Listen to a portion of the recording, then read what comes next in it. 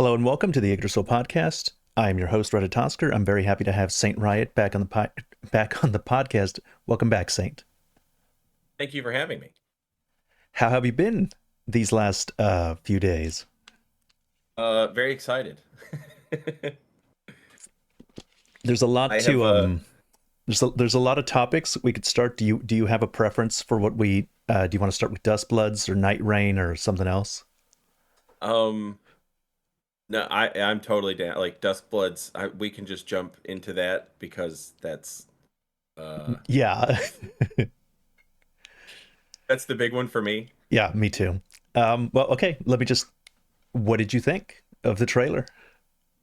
Uh okay, obviously all the Bloodborne, like that was the bait with the shot of the city and then the sound of like it's just, that sound file that video game, like the sound library that video game companies have.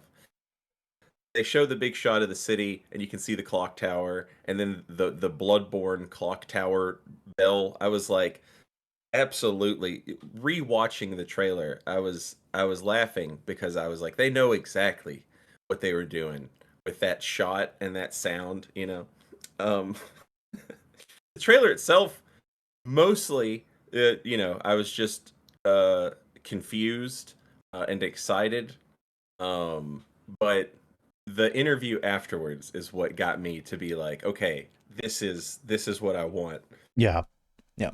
So I do want to talk about the initial assumption for it being Bloodborne because like it's impossible to not assume it's Bloodborne 2 or something like that when you see it. It's like, oh, he's making like it talks about blood in the intro shot, and I knew that that was a From Software cutscene like the second I saw the hand because it furtively reaches up to the other hand, the girl's hand furtive, and I'm like, that's exactly how Miyazaki directs shots. I was like, I'm 100% sure that's a Miyazaki thing. And then she talks about Yeah. blood, and there's the moon in the background, um, and then the From Software logo, obviously from that point on. But the thing is, this is the second time they've gotten me with a juke like this because the same thing happened to me in Night Rain, where I saw Night Rain and was like, is this the second DLC? This must be a second DLC for Night Rain. That's what it is. And it's like, okay, no, it's a multiplayer co-op full game. Fine. It's not that I was like not happy to hear that. It's just that I thought we were getting a second DLC. It's like, okay, well, my initial reaction was a little overblown, given what it actually is. And then the same thing right here. I thought it was Bloodborne 2, and then it's like, oh, it's not Bloodborne 2. Fine, I'm super happy about what it actually is, but you tricked me again. You got, oh, Miyazaki, you little trickster, you got me again, you bastard. the I was live streaming the Nintendo event. No, I wasn't. Sorry, I woke up late. I was pinged a million times on my phone, and I was like, okay, something happened. So like, I just ran downstairs and immediately like started streaming and pulled up the Nintendo Direct to watch the Duskborn trailer or Duskbloods trailer. I keep saying Duskborn. uh, to watch the Duskbloods trailer, and I watched the whole Direct. I kind of like watched it in like two a times speed or whatever just to get to the stuff that I wanted. Um, But yeah, as soon as I saw the guy sitting in the chair with the window open and the moon, like the first words out of my mouth was, "Is this for me?" It was like it's such a From Software shot, and then yeah, like you said, when the hand came up and like touched the other hand, and the bone will symbol appeared on the other guy's hand. Yeah, and then the FromSoft logo. This is absolutely. Uh, I love the way From Software does their trailers. I I will say for Night Rain, my confusion was 100-fold because I was actually in the theater. I was at the Game Awards. I flew to LA as to like I was like I'm gonna do this as a joke, and then it turned into like I'm gonna take a little vacation. And I bought tickets to the Game Awards. If you remember last time you and I spoke, I was joking about how Bloodborne 2 was going to be real and it was going to be at the Game Awards. And dang it, JM and I had been like fake, beefing over like, oh yeah, he went and they didn't show anything, so I'm gonna go and they'll reveal Bloodborne 2. I was off. they showed Night Rain, and then they showed Bloodborne 2 a little later. But I was close. It seems like there's like no rhyme or reason to you can't predict from software. You just can't do it. Like they don't care. They don't care when you think they're going to announce something. They don't care what you think it's going to be. They'll post whatever they want whenever they want, and there's you can't predict them.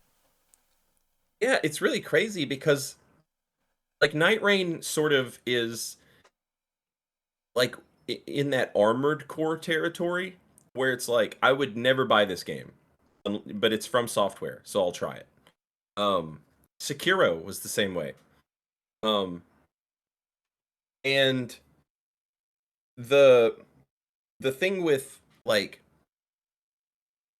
what you're like, they'll just drop stuff and with no regard for anything. It's like I played the Night Rain network test and I was like, yeah, this is about what I expected. Like I sank thousands of hours into Elden Ring. I'll probably sink hundreds into Night Rain. Um, it was like, okay, well, that's what they showed us, and now we just wait for that game to come out, and we'll play that game, and then maybe around Christmas they'll show us something else. And they were like, no, that's not what we're gonna do. Here's Night Rain for the sickos, and like, never in a million years would I have anticipated one that they would make Night Rain for the sickos, and two they would announce it before Night Rain even came out. That's crazy to me. And 3 as an exclusive for the Nintendo Switch 2. For the Nintendo Switch. The whole time I was watching the trailer, I just kept saying on the Nintendo Switch because that's insane. And then in the Miyazaki interview where he talks about the little rat creature, he's like, "Oh yeah, we wanted to make something cute for Nintendo." Like, In spirit of partnership, yeah, this cute little rat yeah. creature. I'm like, bro. You guys like that, right? This is what Nintendo does. You guys like little rat guys. Did you see okay, so I think a lot of people had your initial confused reaction as well, because when I posted my video, the initial video talking about the announcement, it is 99%, and I don't think that's exaggerating. It's like 99% negative comments about Duskbloods. Like it's just overwhelmingly negative comments, not towards me, just towards the game. Right. Have you noticed that? And do you have thoughts on it? Yeah, my audience is very different because mine is like a bunch of PvP nerds. And so like I have like the collection of like sweaty PvP nerd people that, watch my content, and then I have like the people that like the more casual approach. And then I also have like the people who are like in my direct mindset where it's like I'm going to make something I'm gonna make a character for PvP, and it's gonna just kind of be, like it'll fit into like the lore of the game or whatever. But like I'm gonna optimize it the hell out of it, right? Um, but it's not necessarily like I'm not using like just some like sweat lord type of build. So like that's my audience, and so a lot of them are just kind of like, oh man, it costs $700, you know. Right, right. um, the the overall reaction that I see other, like you and others get, where people are just like disappointed in the actual project itself. Like I do see that online, but like most of the conversations that I'm having on stream and stuff like that are just like the biggest negative is the price point, which is understandable and fair. Um, but like there's no way that I can't. I have to pay that. I have to do it. Like one for the content, but two, like I would do it anyway. Like even if I wasn't a streamer or making videos or anything. Um, Yeah, but I think it's made for me. Like it's made yes, specifically for. It's like, okay, so you're telling me they're finally going to focus on PvP as an actual core for the game. Like it's not just a thing you can do. The whole game's built around it. Okay, yes, please. Like fuck, thank God, it's about time. not only that, but also like maintaining the element of what makes invasions fun, in my opinion, is that like the game isn't. for honor. It's not a game where it's like, yeah, you just PvP in this. It's like what makes Invasions so unique is that it's like there's a whole game going on, and then PvP just sort of gets dropped on top of it. Um, with like no regard for how anybody's like no regard for me as the invader, like just getting dumped into a gank. No regard for somebody who's trying like the 30th time to make the run back to whatever boss. Just boom, PvP happens. Yeah, And that Duskbloods maintaining that, like, there's still stuff to do. Like, you still have things to do, but there's PvP too. right. Like, that's, oh God. Yeah, like, in a million years, I never would have thought. People ask me all the time, like, oh, did you want to play a PvP from software game? And I'm like, not really. Like, they're terribly balanced, like the netcode sucks. Like, I, but the freedom that you get in like expression of play and like creating your own character and stuff, that's what makes it so great. They've taken away the character creator from us, but like the expression of play stuff is still there, and that's what's important to me. Like that's equally as important to like the role play aspect of it. Yeah, I think And we're to in the hear me same. as I think we're in the like same lane when it comes to what we seem to like about. Uh, for me, it's about the invasions. Like yeah, I'm not a duelist. I've never really been interested in that duelist. Duels will happen as a result of invasions sometimes. So you they're not really duels. So, like this whole thing. I don't have a real interest if From Software were to announce a arena game where you're dueling and you do your little bow and you don't heal. You yeah, agree not to heal. I'm just not interested in that. And so same. yeah, I'm here for the invasion, for the non-consensual invasion. I'm there. I'm there Yes, for you to struggle as the invader, overcome great odds because a lot of the times the odds are against you, or the host overcoming the invader, uh, and if the odds are against him, it's great. That's what I'm here for. And this does seem to be taking that. Like, it isn't just it's not just duels. It's simulating a lot of the aspects that make invasions fun. So it's PvPvE. There are bosses. There are other objectives. And I think in that interview, Miyazaki said something rather cheeky that made me think he's like, try ambushing somebody. Wait for find an opportunity. I think is what he said. yeah. Wait till they engage a boss, maybe, and then come in from behind. This is great. No, this is wonderful. And there's 8 players across the map. Each one of them seems to be able to summon a 8 players. yeah, yeah. Night Rain's got 4. What were they thinking? Yeah, sorry. Yeah. No, I love it. I love it.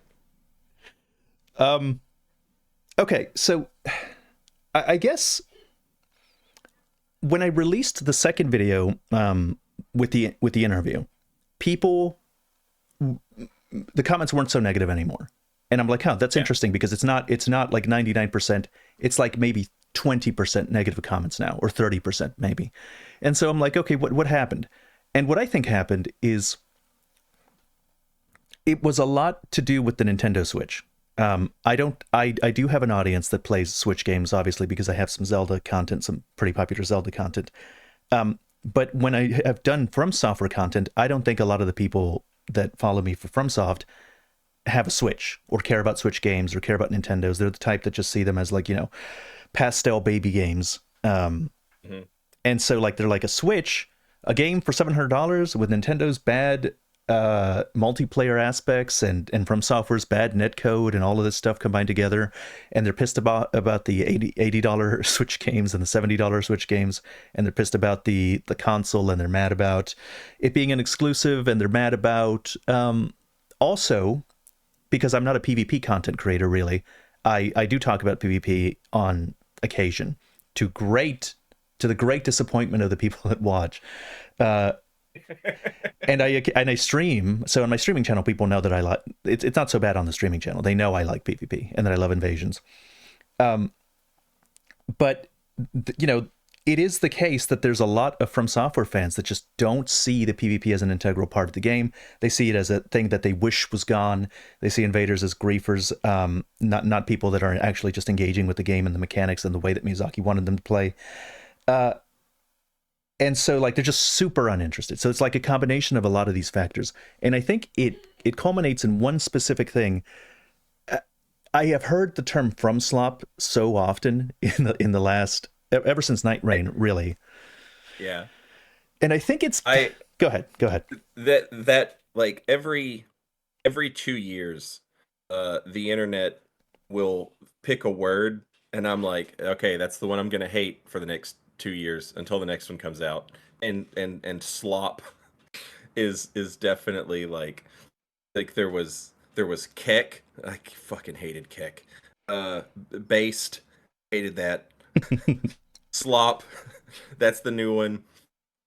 I guess like part of it is that like I'm old, I guess, but also I remember when I was a kid, and I don't know, maybe it's just like some like rebellious like whatever, but like hearing people all say the same thing, like it's just stop. Like I would, two things I think. One, you talked about like your main like channel's core audience not being into PvP. This is a thing that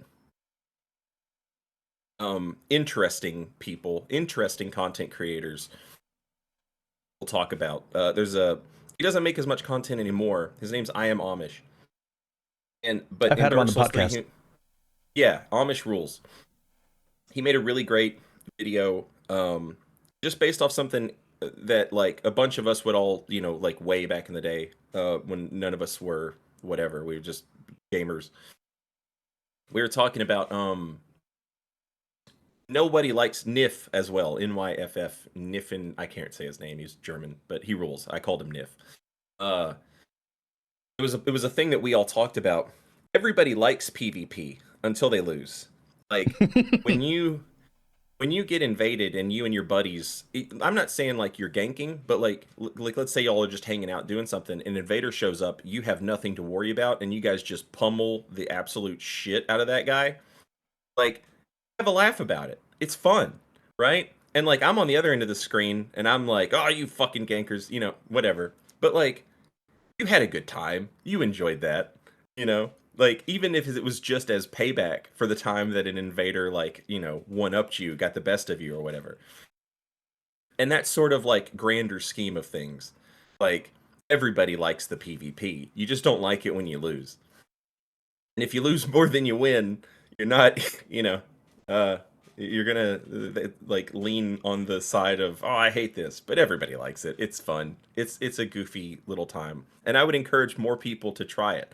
Like the first time you invade, you get butterflies in your stomach. Like you feel physically nervous. It feels like you're doing something that you're not supposed to be doing. It's like you're breaking the law or something. And You're role playing as the bad guy. yeah, like and it like that when I take like long breaks from doing invasions and then I come back and do it, like I still get that. I still get those butterflies. I'm like, ooh. Secondly, even if you don't like the idea of PvP or co-op or from slop or whatever, even if you don't like these ideas of like these multiplayer focused games, I have like here's the answer. Here's the thing that's happening. Um in between Dark Souls 3 and Elden Ring, we got one game. And it was a single player game featuring one character that you played as, and all of the mechanics from that game, Sekiro, sneak, crouch, jump, deflect, all of those appeared in the next big FromSoft game, Elden Ring, right? Now you're going to get Night Rain with 8 characters worth of unique mechanics and Duskbloods with 12 characters plus Plus, worth of unique mechanics.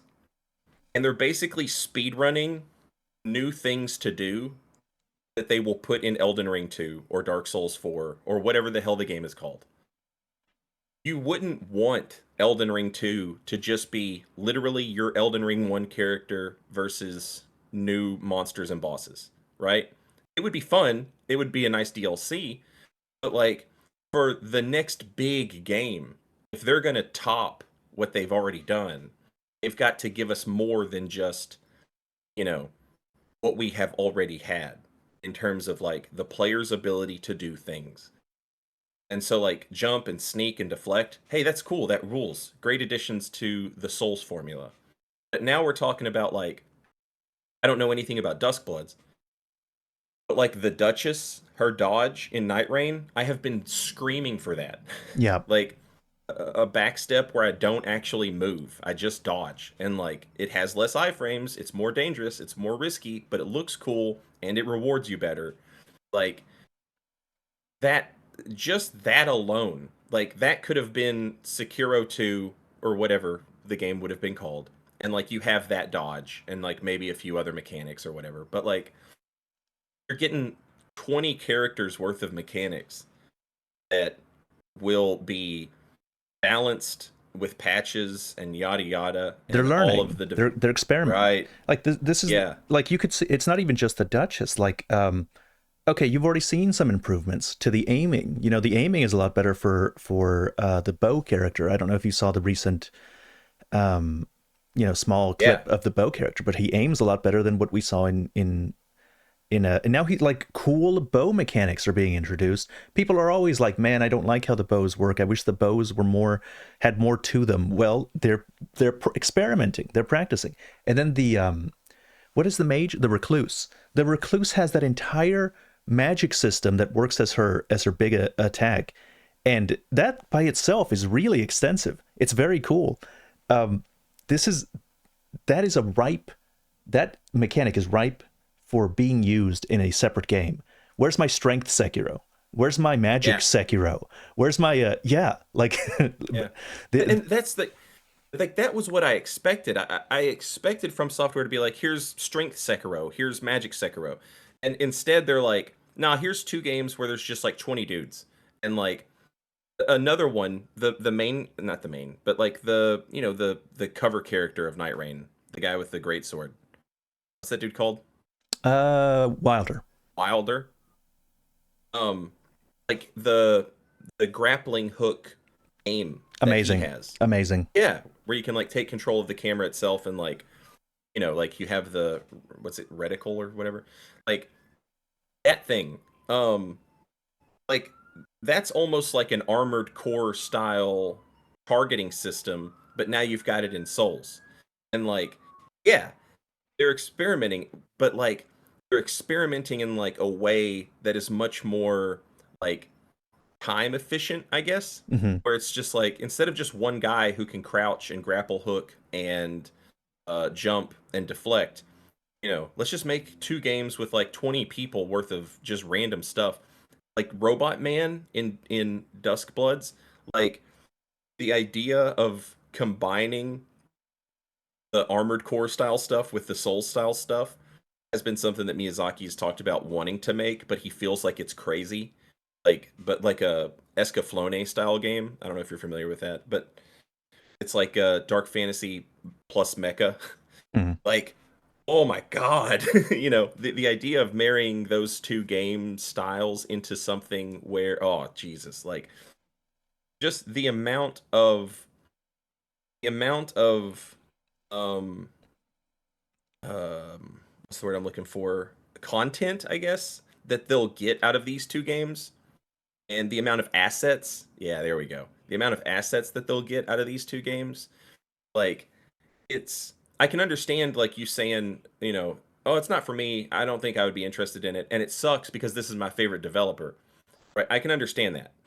Um, but what I can't wrap my head around is the people who are like just so anti, like, oh, this From slop, they're just slopping it out for the piggies. Hmm.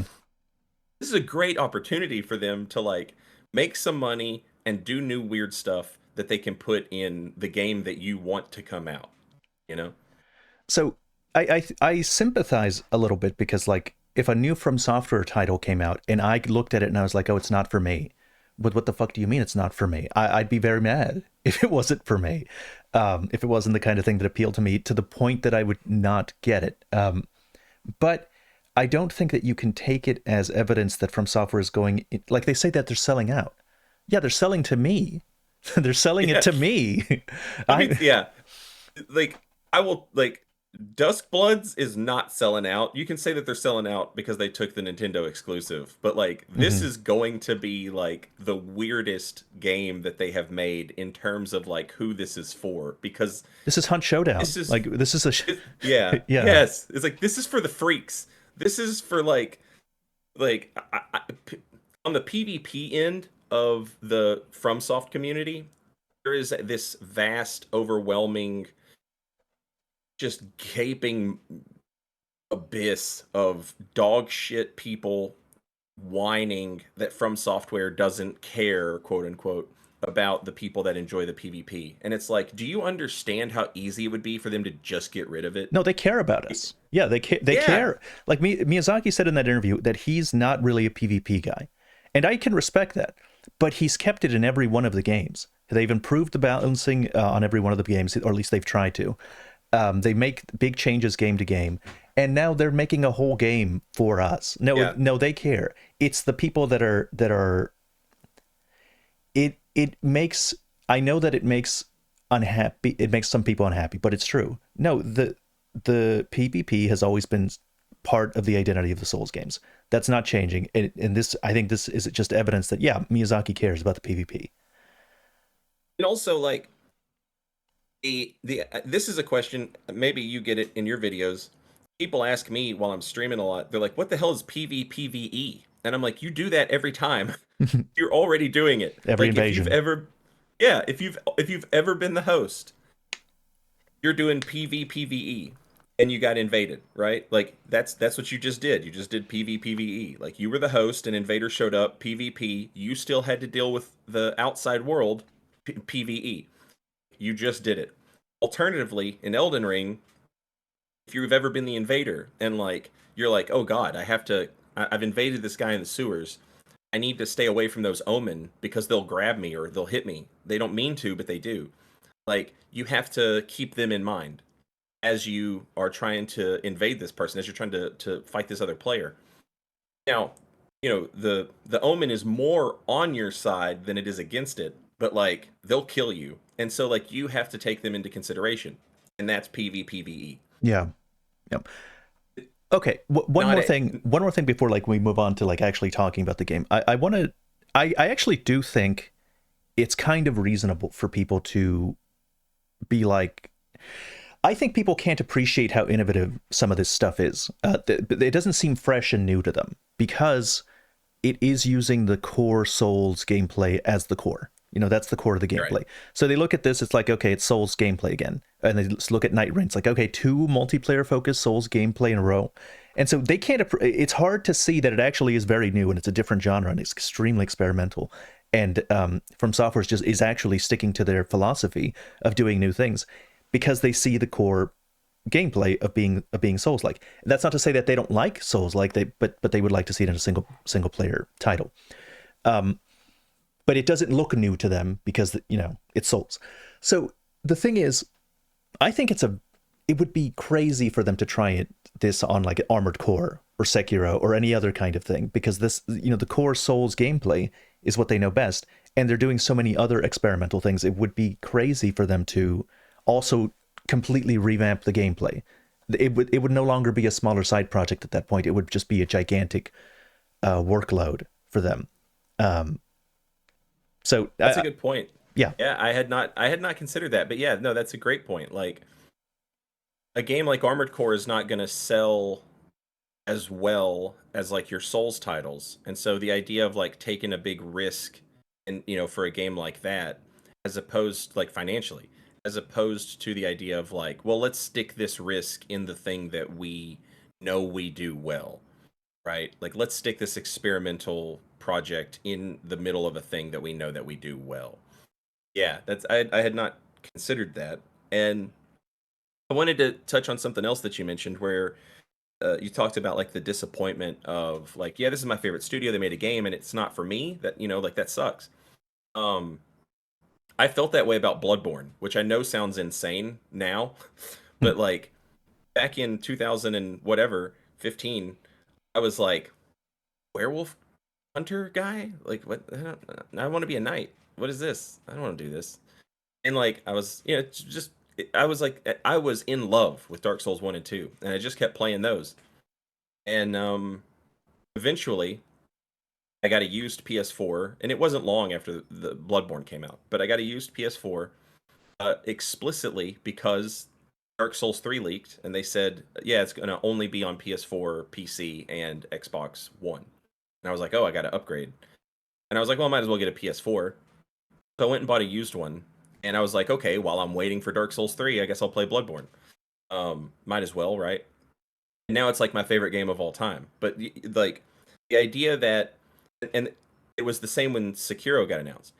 Um, he's like an Armored Core. It's a mech game. Like that's not for me, you know. But at this point, I am aware that like From Software just it's like when you connect with From Software, it's like uh it's such a weird niche that like you're in it, you know? Like the type of thing that they make you like.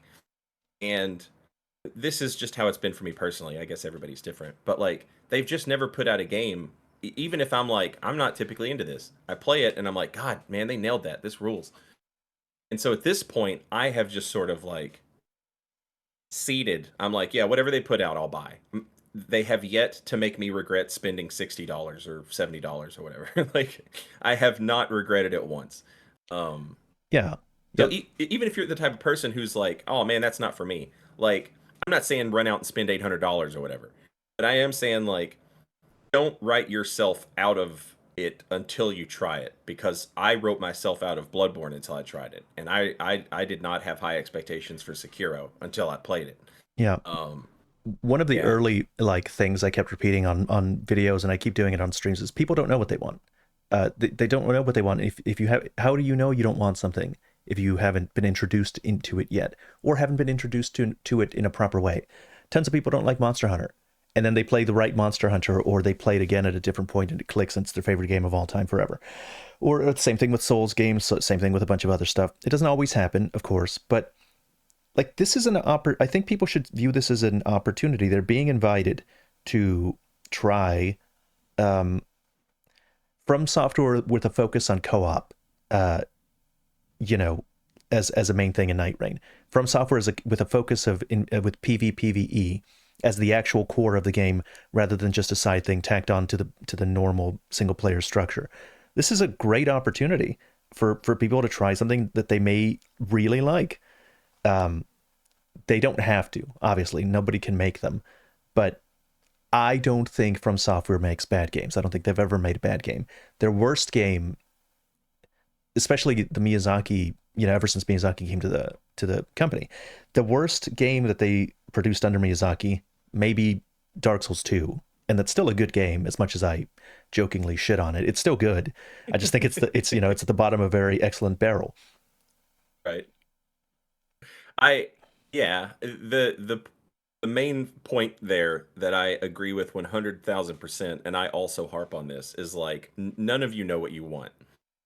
Like if if I were a video game developer, if I were Miyazaki, like I wouldn't be able to control myself. I would be trolling on like YouTube comments and Reddit threads and stuff. And I would find the worst, dumbest, um, upvoted idea for like a mechanic, and I would implement it for 1 week just to show people like none of you know anything. Please shut up. Like it would, and it's I'm being harsh. But just jokingly. But like an example, people invaders a lot. They're like, why isn't there friendly fire for the co-opers? And it's like because Mm. that would be a fundamentally terrible idea. It's a terrible idea. If you want like an item that you can throw at the co-opers that turns on friendly fire for like 15 seconds or something, I'm for that. That's fine. The idea of having friendly fire like full time in one of these games would lead to like the dumbest, worst, most viewed troll videos of all time. And that's how people would play, and it's a terrible stupid idea. But like if I were in charge, I'd implement it for a week just to show you like you don't know what you're asking for. You like like trust our taste. Like if you played our game and you're like, "Wow, this is a masterpiece." Like trust our taste. Give us. I'm not saying things couldn't be improved. I'm not saying some things aren't like whatever. But like on the whole, from like the vast majority of like opinions that you will see, a lot of them are terrible and should be ignored. It's just I guess like a consequence of living online because like that's my job. It's like I see these ideas and I'm like, God, that would piss me off if I like worked on this and I was like, look at this terrible idea. I'm gonna do it. I'm gonna turn it on for 1 week. I'll be like, hey, you guys wanted this. Here it is.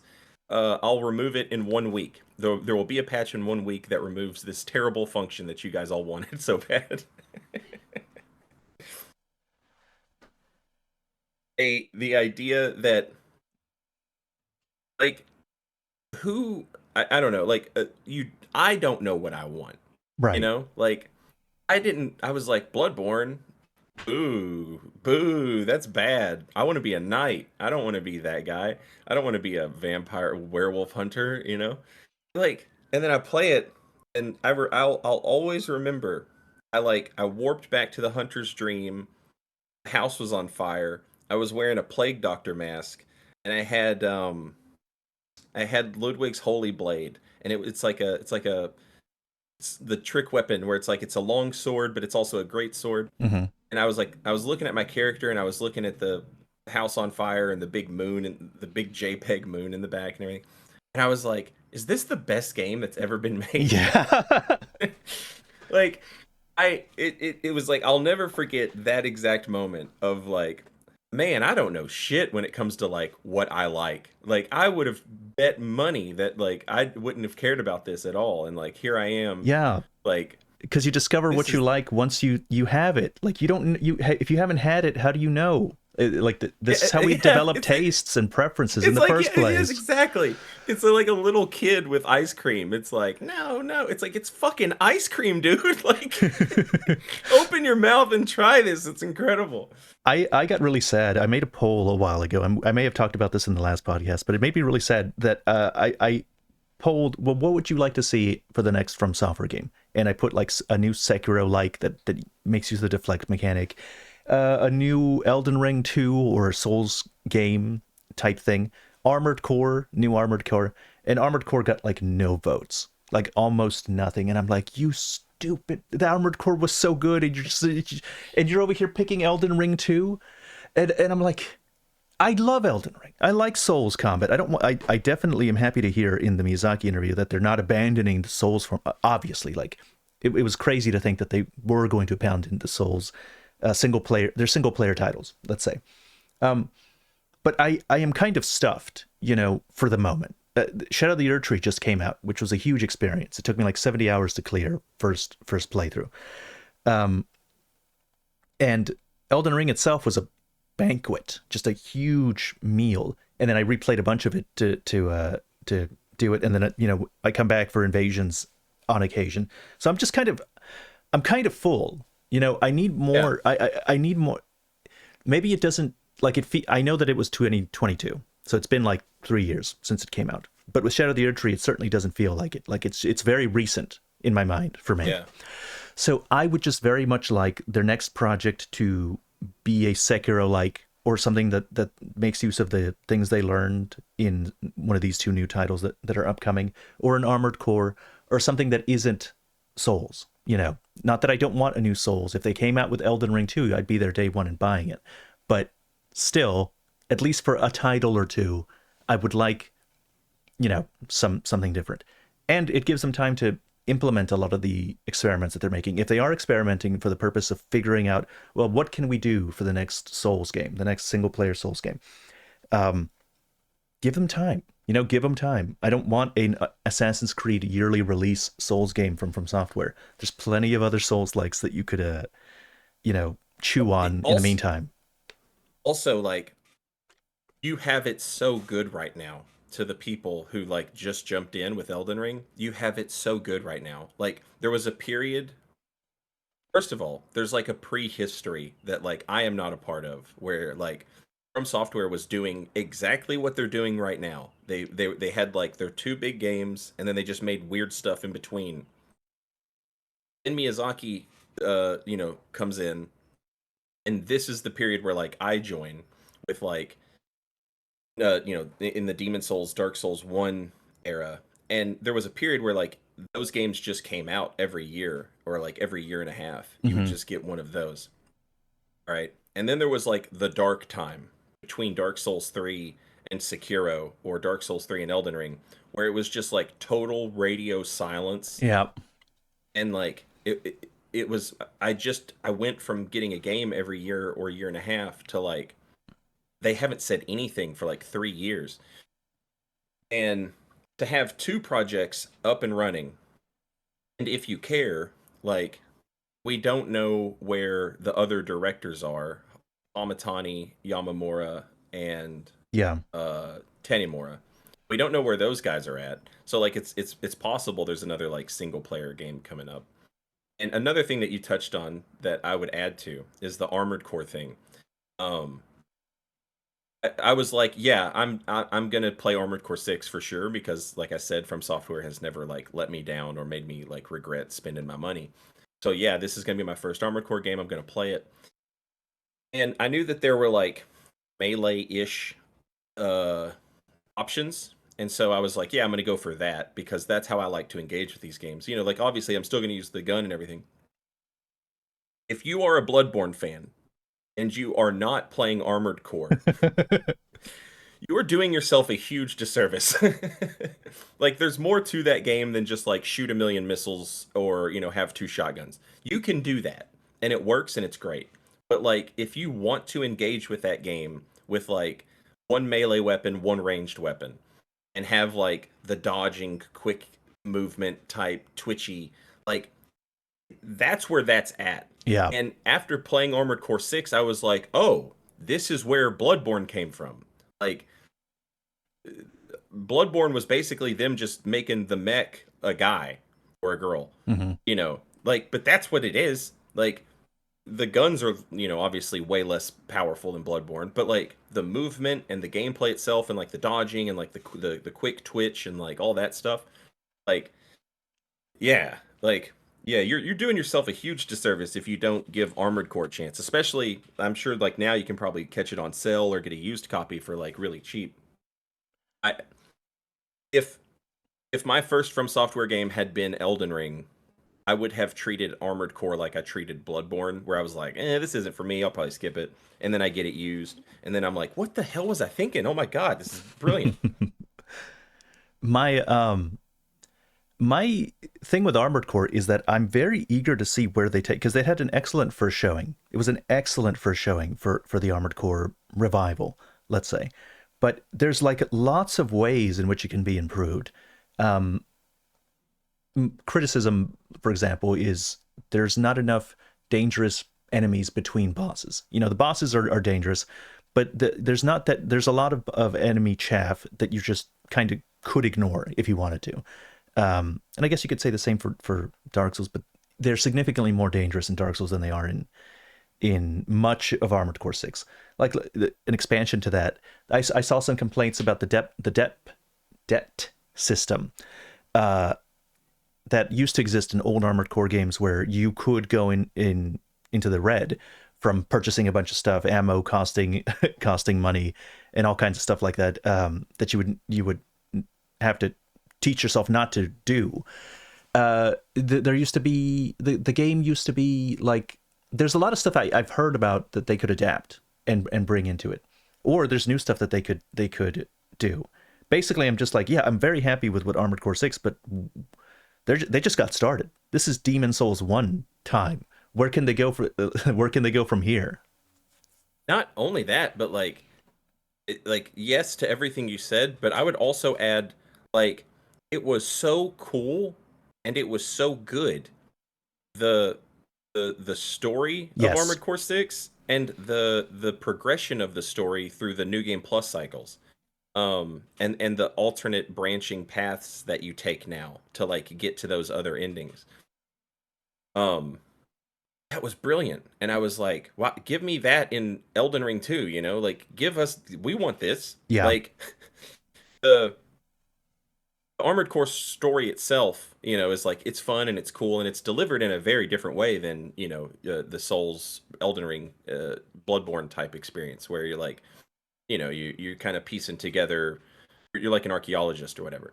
With Armored Core, it's more like there's the archaeology aspect is still there because you're on this weird world, Hmm. but like the politics and the nature of finance, all that stuff is like it's all there. It's right in front of you, and it's happening to you in real time. And like like with Walter and Carla and all these really good, well written, well acted characters there. Voice acting is Um, amazing, so good. yeah, and that was is like I was like, this is so brilliant to like not have to do cutscenes with all these characters' faces and all this stuff. Like you can just do text on the screen, via like heads up display. And like but if you're going to do that, you have to get a great performance out of your voice actors. And they like there's it's from software. So like they do, all of it was I'm getting like goosebumps talking about it. Like it was so good and it was so different that I was I was astounded Yeah. because I loved Sekiro, but I was like, man, one of the weaknesses of this game, in my opinion, is that it's like beat three bosses, talk to a kid, beat three bosses, talk to the kid, beat three bosses, talk to the kid, and it's very formulaic in that aspect. Story through Whereas, radio chatter, I think, is deeply underrated, and it worked so well for Armored yeah, Core. I kind of want them to do another high tech game so that we can get more story through radio chatter as a thing, or implement a magic bracelet. I don't give a fuck. Yeah, I need more it of reads the that. item descriptions. Yeah. Yeah, yes. Oh God, for sure. Yeah, I'm with you on that. That one of my when I like as a kid I loved zombie movies. I guess I still do. I just don't like it became so like oversaturated around that like Walking Dead era that I just kind of tapped out on it. But like one of my favorite tropes in a zombie movie or any like natural disaster or horror movie is the opening shot of the newscasters discussing and filling you in the audience on like, oh, here's what happens in this world. Um just talking heads and voices on a TV. Like I love that stuff. I don't know why. Like it's just a to me it's such a fun way to like you know um fill the audience in on like what's going on or whatever. And so like the idea of like you listening in to other people's calm frequencies and like hearing these like like uh these people that work for these giant corporations like hearing their stuff and like talking to these people or whatever the guy that you run into that weeaboo mech guy like when you roll up on him and he's like he's discussing to like whoever's on the other end of his radio and he's talking to himself a little bit scenes like that where you kind of get to like eavesdrop in on not just like a character but like the world itself. And I love that, man. It's so good. Yeah, like a magic bracelet in Elden Ring that read that stuff for you in Hmm. Handler Walter's voice. Hmm. Jesus Christ, And it sign would me up. and it wouldn't necessarily like get rid of item descriptions. Armored Core 6 still had like logs that you could find that helped flesh out the lore that were necessary for fleshing out the lore. Um, but yeah, no, it's I think they can do a mix of both. Or the narrator from Disco Elysium, like Still haven't played it. play. Still haven't played it. Oh, are you serious? No, I After a lot of people tell me I've got a lot on my plate. I'll get to it. I I understand. I understand. Drop it all. Drop it all. Go play Disco Elysium. I'm serious. First of all, like 30-hour game tops, 30 hours. All right, 30 hours, okay? And like the you want to talk about like voice actor performances Hmm. and story and like I have like I am I like I'm a pretty emotional person, but like it takes a lot to like get me to an emotional like headspace. And like the whole time I'm playing Disco Elysium, I'm just on the verge of tears because of how like everything is written and how like all of the words hurt me in like that bittersweet way. Like and like I will say less, but Okay. god Yeah. damn it, man, play that game. Okay, I will. I will. I heard that company like fell apart or something. Like, is that the? Yeah. Yeah. Okay. So Yeah. that And it is a deeply like the game itself is like a deeply anti-capitalist type of thing, and like the setting of the world is you're in this city where a revolution happened and then fell apart, and like the forces of capital took back over, but like there's this like okay. Hang on. magic in Hang on. the No, air. don't spoil it. I want it. I'll do it myself. I'll play it. Okay, that's Yeah. that's the setting. That's the setting of the game, and the studio itself basically like they created this magic, and then the forces of capital came in and just like ripped it apart. So Also, allegedly, I don't know, I wasn't there. Allegedly, some of the people there were hard to work with, to the point of like being abusive or whatever, which is like that sucks. You hate to hear that shit, but like it was like a small team, and they did something incredible and special, and then it blew up. okay. Well, I've noticed that we really haven't even talked very much about the Duskbloods. Like we just kind of touched around the periphery. We seem to do this a lot. Yeah. Yeah. Let me try and guide us back to Yeah. the actual structure of the game. Like, do you have thoughts on the actual structure of what we will be doing and why and how? Well, okay, let me start the foray out into it. I remember a while ago, I discovered that Miyazaki was into the Fate Stay Night series. He played the visual novel in his 20s, and I read his thing and I was like, God damn it, do I have to play Fate Stay Night, the visual novel, so I know what all the fuss is about? And so I do. At least I haven't finished it, but I played some of it, and I was like, okay, this is pretty fine.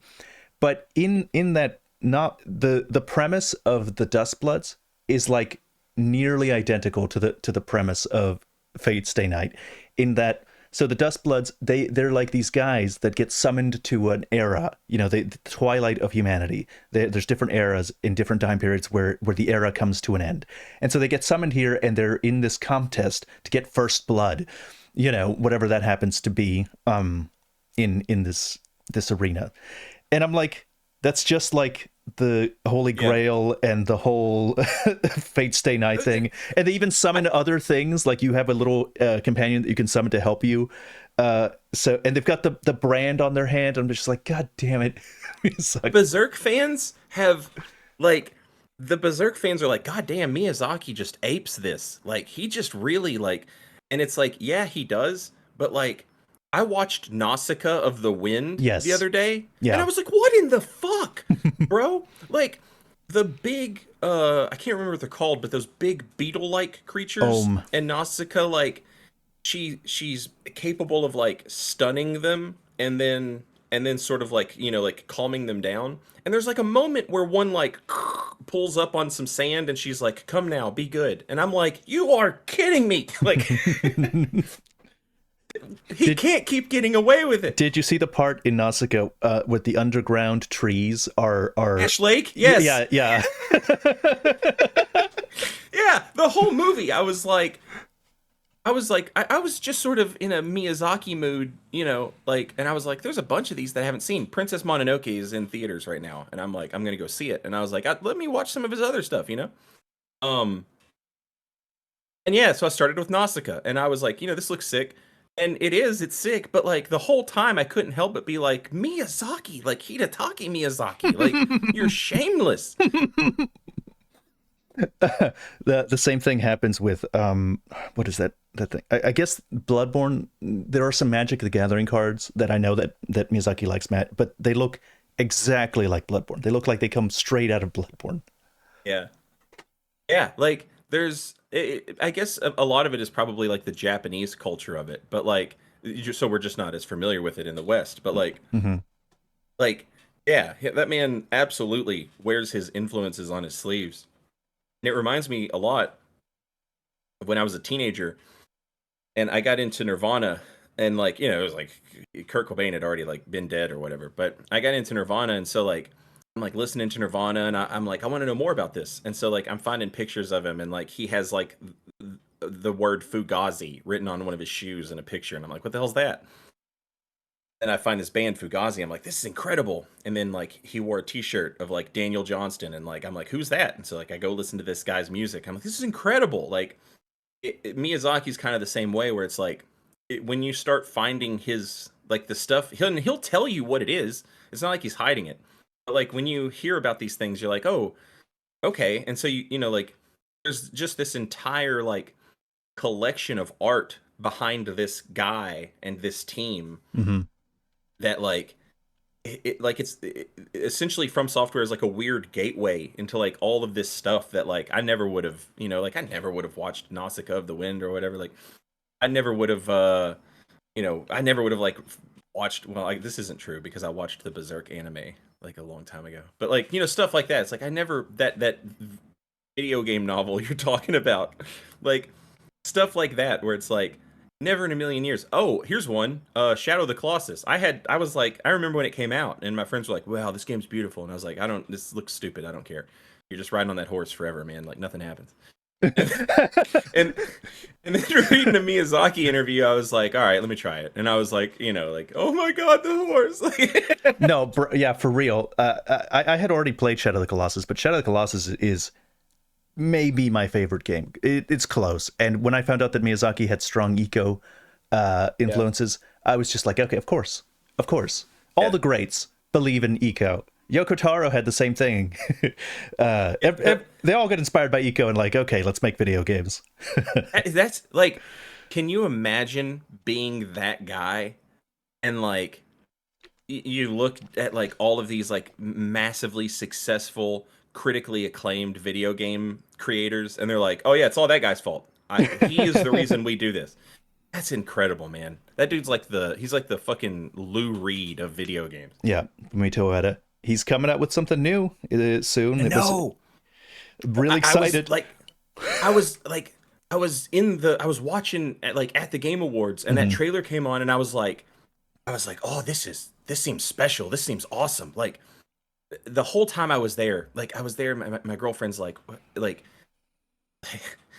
she's like, how long are you going to be gone? Like, you only bought one ticket to this thing. And I'm like, look, I don't even really want to go to it. Like, this is a joke, okay? Like, I'm going to be gone for like an hour and a half. It's not a long thing.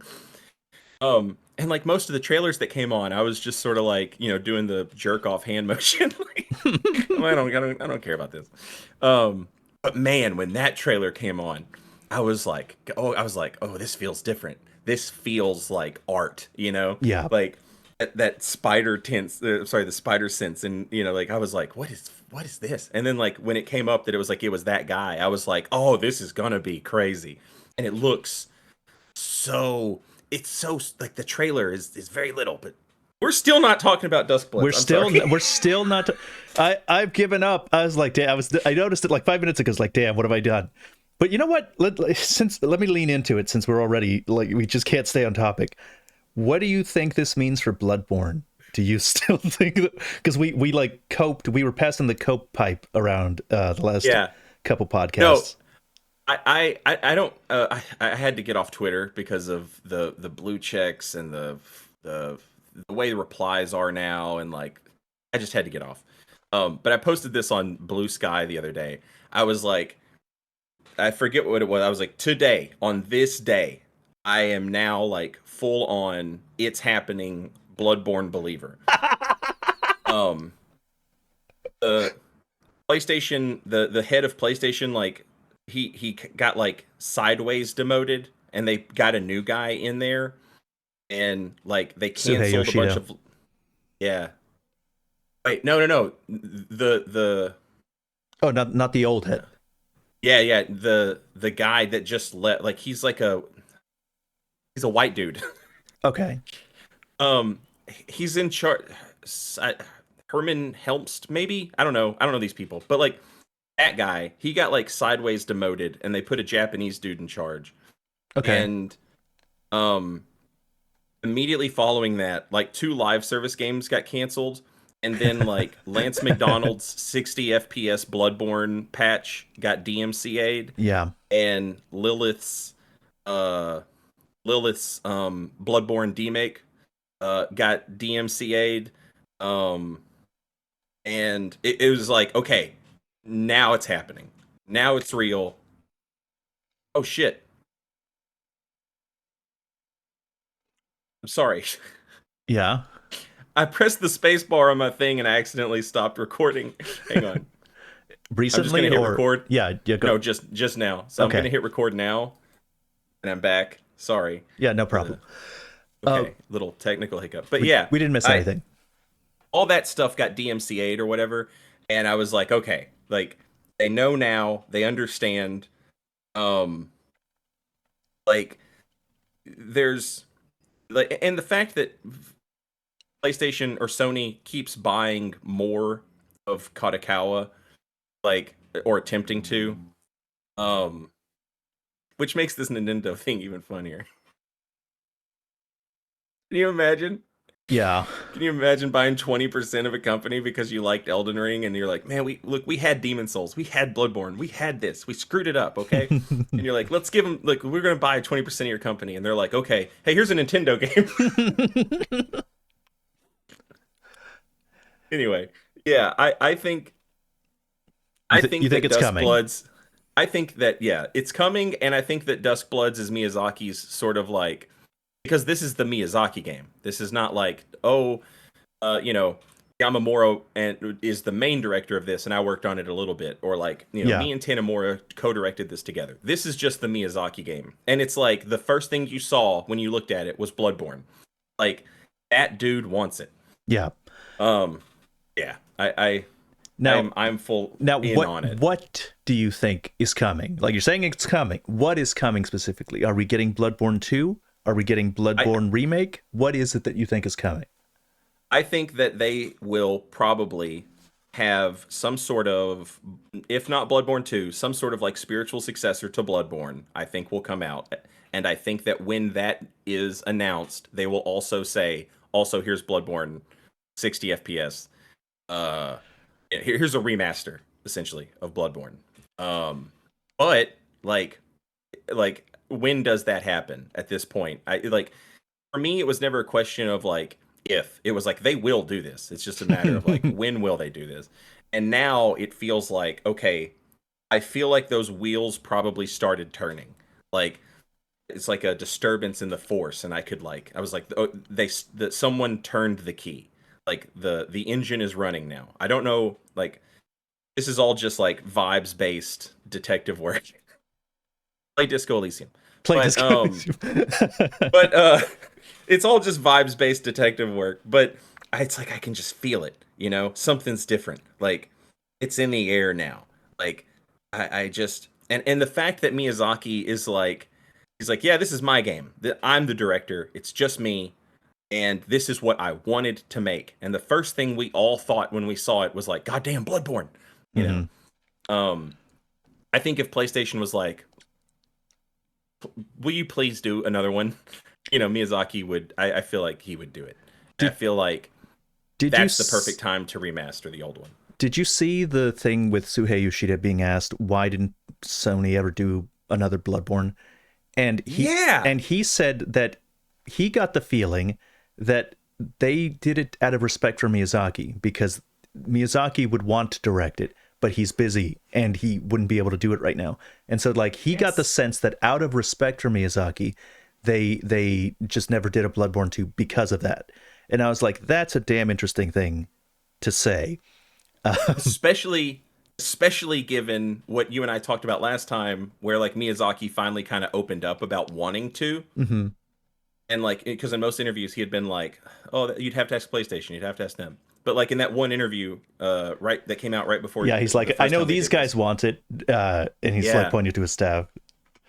he was like, "Yeah, it was a very special time for us. You know, we loved working on it." And to then hear Shuhei Yoshida say, you know, well, that's not a game that we would give to anyone to remaster. Like that was special to Miyazaki, and I feel like PlayStation, like, let's assume for one moment that like the people that actually run that thing have human emotions or whatever. Like, even if they didn't, like, the profit motive incentive is still there to be like, can we not get on this guy's bad side for once? Like, it would just be stupid for us. Let's just, when he wants to and when he's ready, we'll make more money this way if we just let it whatever. Like, let him do it when he can do it. Uh, and I think that like a lot of stuff, like I don't have any faith in like these people that like run these corporations or whatever. It just seems like they will literally eat their own feet and legs and then be like, look at how much money I saved. Like it's just dumb behavior. It's like in the long run that's going to cost you, and it feels like maybe someone, at least Yoshida, at least understands that like that guy can make us a lot of money, but like, be respectful and let him do it when he wants to do it. And that was his baby. So like, I think him saying that plus what Miyazaki had already said in that interview, like it really painted the picture differently for me, where it was like a matter of like, we'll just let him do it when he wants to do it, and when he wants to do it, we'll be happy to make that money.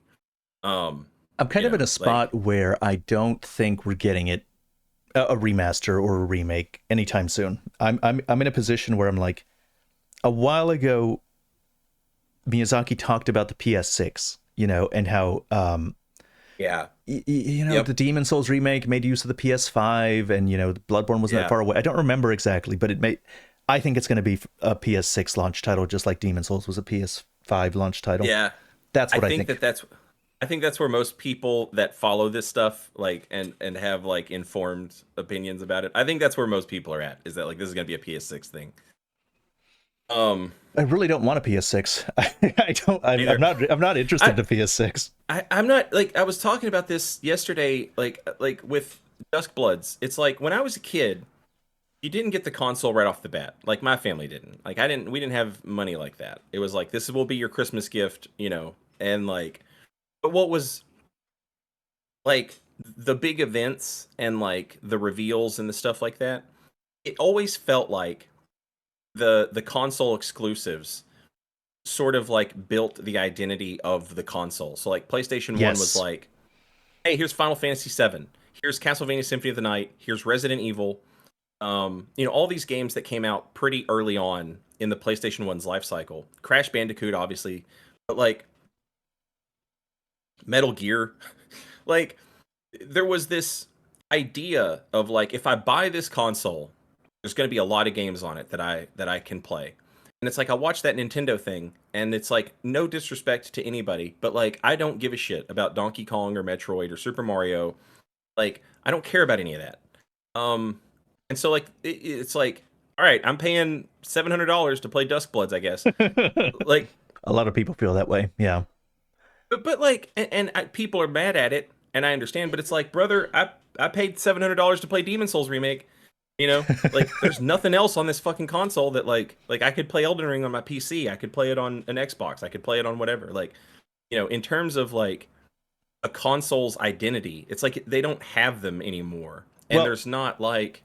I have agreed with you. I have agreed with you. Like, well, let's start at like the bottom. There is not going to be a PS6 or 7 equivalent of Xbox. I think they're done.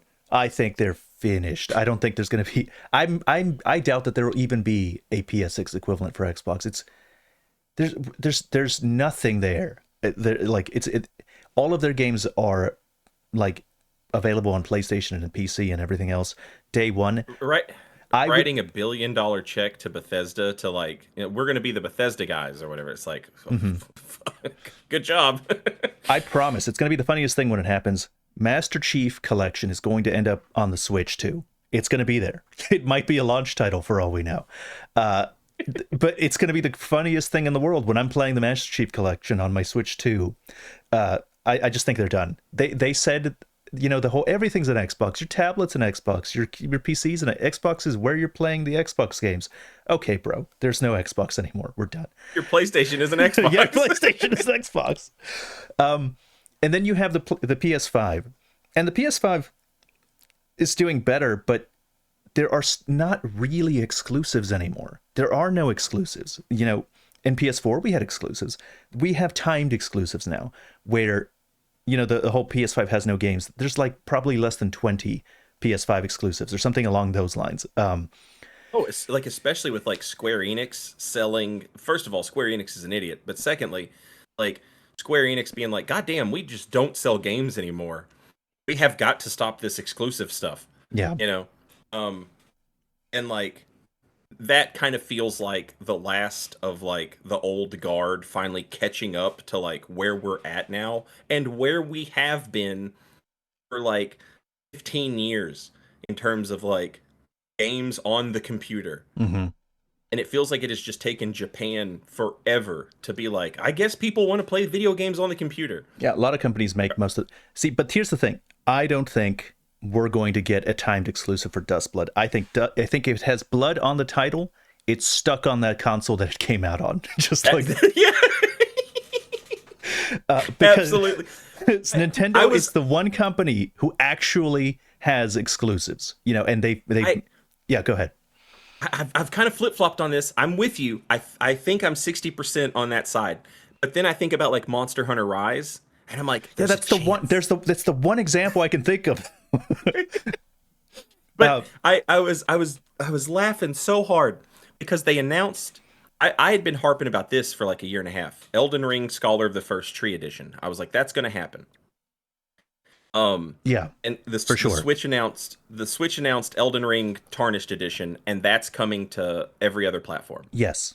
And so I was like, okay, and then they do it again. They're like, okay, hey, while we re-release this game, let's also release a console exclusive 30 FPS blood game. Well, we don't know it's 30. It'll probably be 60. But come on. It could probably be 60. They run up to 120. They run up to 120.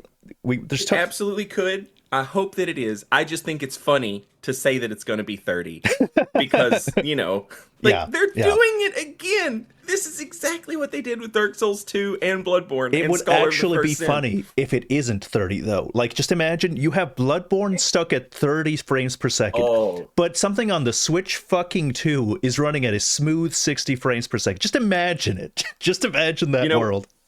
I had not considered that. I had not considered the funny element. And I was like, I don't really give a shit if it's 60 or 30. I think it's funny to say it's going to be 30. Mm-hmm. But how big of a middle finger is this project already? And how much bigger would that middle finger be if it does run at 60? Like, just Nintendo, just like, fuck you, PlayStation. Like, oh man, that's hilarious. That would be.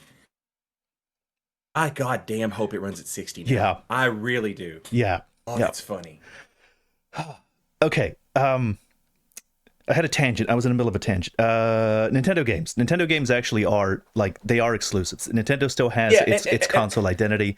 It has Zelda, it has Mario, it has Donkey Kong, it has whatever the fuck it wants. It has Xenoblade, it has all that shit. Pokemon. It has Pokemon. It is exclusive. It still has its identity. Like, not everything's a Nintendo unless you go out of your way to pirate it and emulate it.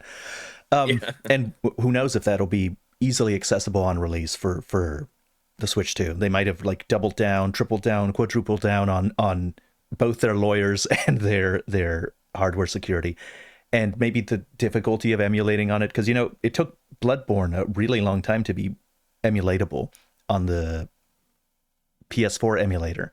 So, like, I don't think that's a guarantee that we're going to be getting fast and easy Switch 2 emulation right away. So, we'll see. But I don't know. It would seem like something Nintendo would want to focus on to nip in the bud. Anyway, to clarify something I said just real quick, when I was talking about like consoles don't have identities anymore, like Nintendo absolutely still does. It's just not one that I am particularly like. Right. But yeah, you're right. I, Like the Nintendo identity's still there. I kind of agree with you a little bit because there are a lot of Nintendo games that I cherish, like especially Zelda. I'm a big Zelda guy. And Xenoblade, the Xeno games. I'm playing Xenoblade Chronicles X for the first time, and it's like, damn, it's close to my favorite game. It's so good. But none of the stuff that I have experience with was announced in the Nintendo Direct. It kind of sucked. Like, if you're a Mario Kart fan, then okay, maybe you like what you see, but I never played Mario Kart. If you're a Donkey Kong fan, that looks pretty nice. I kind of am interested. If I do get a Switch 2, I'll get that. But I don't have a history with the 2D Donkey Kong games. I kind of played 64.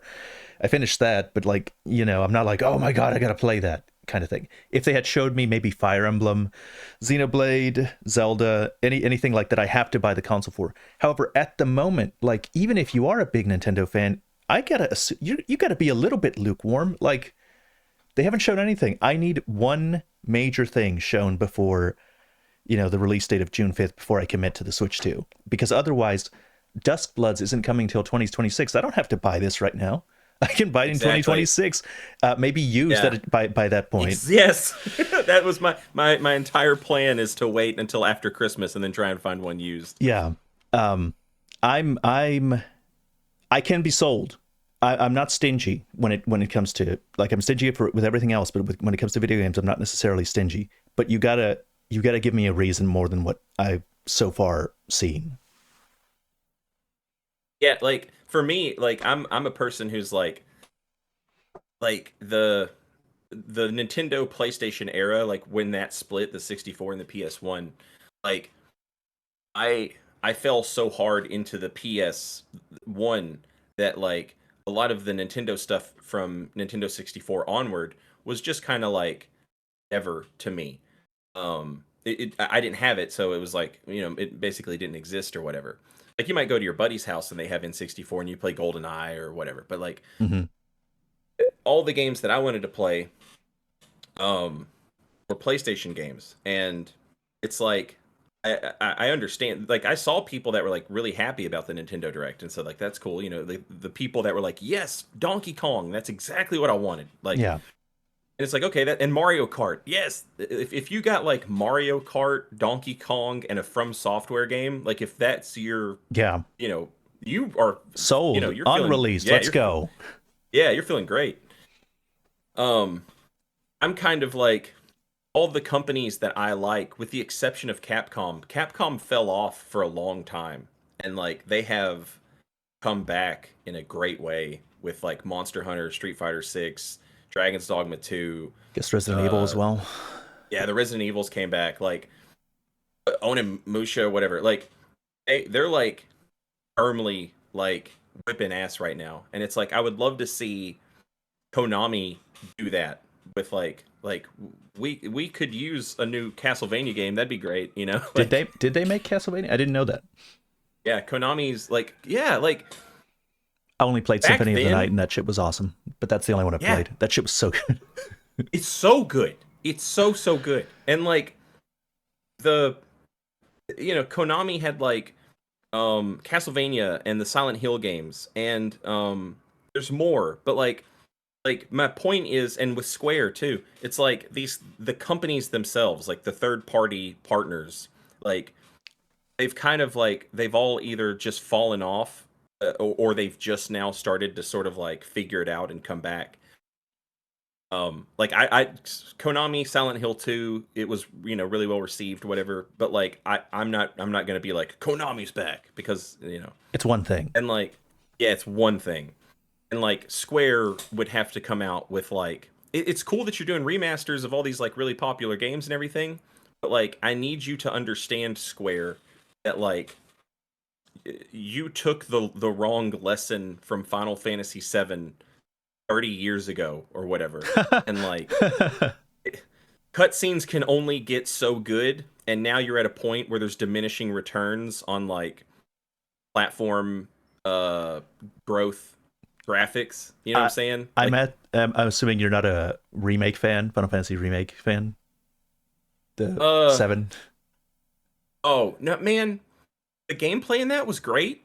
Yeah. I didn't like a lot of the choices they made with the story, but I There we was go. like, whatever. Yes. Yeah. Okay. Same. Yeah. That's I exactly was my perspective. I was like, whatever. I'm on board. I get it. Like they don't want you to feel like you know beat for beat what's going to happen in this, and then like maybe they toy around with like they get meta and they toy around with the idea of like what is a story, what is a fantasy, is it final? Like, okay, fine, go ahead. Like then I played the Yuffie DLC and they started introducing all these like Dirge of Cerberus and Crisis Core, and they started introducing all these like what's his name, Nomura, like all Yes. these like Nomura characters, and I was just like, all right, tapping out. Like good luck to everybody else, hope you all love this shit, but like Did you play I'm not Rebirth? doing it. You didn't play Rebirth? Nope. Okay. Yeah, I bought the soundtrack. Okay. Yeah, it's a good soundtrack.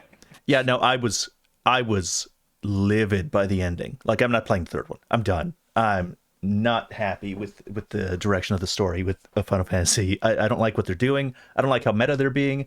I don't like how self-reflective they're being. I don't like any of it. But Yeah. I'm not going to make a video on it because it's kind of like I kind of only make negative videos about the things I like. You know, I get called negative a lot, but it's really only I know. Yeah. Yeah, like I care enough that I want to see this be better. Yeah. Like no, yeah, 100%. I get you on that. Yeah. Yeah. And it's like that. This is irredeemable dog shit. There's nothing they could do. Right. You know, yeah. No, I'm totally like I played Final Fantasy 16 and like Didn't like it's it. like I'm like it's fine.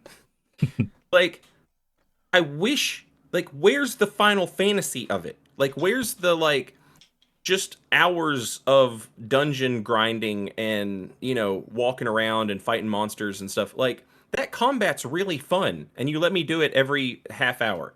Like come on. Like I was like when I was like playing with it, I was like this is from the guy who did Dragon's Dogma. I really like that game. Um and I was like I really like this combat. And then I went into the training room and I started using Torgal to do like air juggles. And I was like, wait a minute, that guy worked at Capcom. So I look him up, and yeah, sure enough, he worked on Marvel vs. Capcom. And I was like, oh, dude, yeah, hell yeah. So I'm starting to like play Final Fantasy like it's Marvel vs. Capcom. And I'm like, this is really great. I wish there were things to fight in this game. Like, and with, please, some weird Square Enix CEO is like listening to this podcast for some reason. Yeah. Did you see how popular Baldur's Gate 3 was? That turn-based game? People loved it. People love it. Did you see how popular Metaphor ReFantasia was? That turn-based game? You can make a turn-based game. I believe in you. Okay, that's my pep talk. The guy that made 16... No, not the guy. The producer, the guy that is director for 14. Yoshi P, yeah. Yoshi P. He was like, you know, people don't play turn-based games no more. I'm exaggerating. I'm paraphrasing. He didn't actually say it like this so dismissively, but I am he said something like it. And he's like, you know, the youth, they play Grand Theft Auto. So we looked at GTA 5 and Red Dead Redemption for inspiration and stuff like that. And I'm like, people like turn-based games. You just have to make a really good one. Have you seen the rabid fan base for Undertale? Like, yeah. that game is stick figures, dude. Well, that's not turn-based, though. It's something else. It's essentially, you just play mini games when it's not your turn. That's true. It okay. rules. Yeah. Like, RPGs have mini games. They have turn-based combat. This dude, Toby Fox, was like, all right, okay, I'll just put those two things together. Greatest genius of all time, according to, like, the video game players. And, like, you're telling me Square Enix couldn't figure that out because they were chasing a polygon extra for their cutscene to, you know, for the worst dog shit you've ever seen in your entire life. See, but I like cutscenes. I like lengthy cutscenes. But you're not everybody's Kojima, and not everybody is good at making lengthy cutscenes. Yes. Like not everybody's good at making lengthy cutscenes.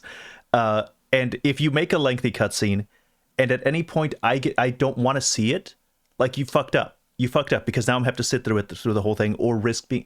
And the whole thing with Final Fantasy 16, I just thought it was kind of it sacrificed its turn-basedness to make a middling action game, and the action elements were sacrificed to kind of make it easy and appeal to the people that didn't like action games. They made an action game for RPG No turn-based one. fans that don't like action games. And Yes. They made a great game for nobody. yeah. There's no one in the world that wanted to play that. And like again, I liked it. Like, like Yeah. but like like the combat of it, and like I liked the setting and I liked the characters and I liked all of that stuff. It's just like, where in the fuck is the game? Like the most fun I had with that was like doing the bounty board for the Moogle. And like when they're like, "Hey, go fight this red chocobo," and it summons meteors. And I was like, "I like Final Fantasy Tactics. This is great. This is for me. Cool." The whole game should just be like, if you want to jerk yourself off about how great you've been for the past however many years, Square Enix, Final Fantasy VII Remastered. If that's what you're going to like turn into, then like turn it into something that's fun and like an actual celebration, as opposed to just this like everybody's crying all the time, sad sack dog shit. Like, it's just the tone is completely off for everyone. And then they are like, "Oh, by the way, here's a remaster of Tactics Ogre, a cult game that we bought the rights to like 20 years ago or whatever. Here's a remaster of that." And like the sales on that exceed expectations, and like the sales of Chrono Cross remastered, like those exceed expectations. And then like I feel like I your only final thing. see Square Enix saying, "Oh, this didn't meet expectations." That's all I remember hearing from them with Final Fantasy Yeah, Rebirth and Remake and and 16. 16. Yeah, yes. And it's like, do you, how have you not caught on? I don't know. I don't. Anyway, this is the This Duskbloods is the podcast. Duskbloods. Yeah, we were we were just talking about Duskbloods. God. Okay, all right. Let's actually give it a shot this time. The gameplay. What do you think the gameplay is going to be like? I legitimately, I think it's just Night Rain for the sickos. I think it's just Night Rain with PvP. Yeah, I Um, I also think it's Night Rain for PvP. But what got me I kind of when I first saw the trailer, I made a bunch of assumptions. Most of them were pretty spot on. I can pat myself on the back. Most of them were pretty good. But what I was wrong about was that I thought it would be co-op-y. So you start it with another person, and you start at the edge of the map, kind of like Hunt Showdown, and then you go into the yeah, center and you have different objectives. It's kind of like that, but you don't start with another person. You can cooperate, but there are special circumstances for that, and that means it's not really got that co-op focus. It has some co-op elements, which means okay, Night Rain has the co-op focus. So that got me excited for Night Rain, because if this one also had a co-op element, I was like, why the fuck do I want to play Night Rain then? I don't. exactly. Yeah, right. Yeah, yeah. Another the Covenant aspect of it. Like, I'm calling it Covenant, but like the special objectives where it's like, be a friend to this player, Yeah, kill this player. yeah, Like roles. that stuff. That has me so excited, because it's like I've been griping about Covenants forever, and everybody's like, bring back Covenants in Elden Ring, and I'm like, what do you want? More dog shit like that we had in Dark Souls 3? That like, okay, I guess Kinda. it's better than nothing, but like, like they haven't done Covenants like as like a fleshed out thing since like Dark Souls 2, and it feels like they got to a point where they were like, okay, let's not waste time on this. Let's let's just, there's kind of Covenants in Elden Ring, but they're like narrative. They're like story driven. Like, do you want to join the Volcano Manor? Do you want to join Ronnie? Do you want to join the blood dudes? Like, but in terms of gameplay, there's nothing there. Like, there's no disseminating this from any of it's just invasions. I'm just invading, or I'm just blue, or I'm just co-oping. But like, to hear that like there's going to be this like extra twist on the way that this works, I'm like, okay, awesome. Like, that's exactly the type of thing that you want in from software PvP, is like that additional element of like player like motive and agency, where you're like, yeah, I'm going to pretend like I'm helping this dude, and then I'm going to stab him in the back. if and you then you're the guy who's getting help, and you're like, is this dude supposed to help me, or is he just waiting for a moment to stab me in the back? And then a third guy shows up, and you're like, oh, okay, who's who? You yeah, know? yeah. Oh, If you go back to some of the earlier interviews where they talk about Demon Souls and Invasions, I distinctly recall him talking about the role playing element was it wasn't to grieve. It's you're there to role play. You're role playing as a bad guy in this world, and the host is role playing as a guy trying to survive from the bad guy, and so that's let me lean into the role play, and I think that's what you do. You mentioned that's what you do with your builds, like you're role playing as a guy that would kind of fit into the lore. You optimize, but you optimize with self-imposed restrictions, and that's like a that. carrion guy. Yeah, But he's an invader. Yeah, yeah, yeah. yeah. The Uh, the idea there that like we're like I love character creation. I'm the I'm willing to give it up for this. Um, One, because this sounds fun, but two, that role play element of like extra objectives is like that when obviously I had no idea what the hell this game was going to be, but like I'm on page one of that interview and I'm like, okay, and I'm on page two of that interview and I'm like, okay, and then he gets to that point where he talks about the objectives and the roles and the role playing, and I was like, yes, this is what's been missing, like the idea that like and like the idea of playing it that way, that sounds fun, but also just like the idea that From Software is still kicking the tires on this whole thing of like, how do we incorporate the multiplayer to be more role play and not just so much, because like people got the mod, the limitless co-op or seamless whatever. co-op.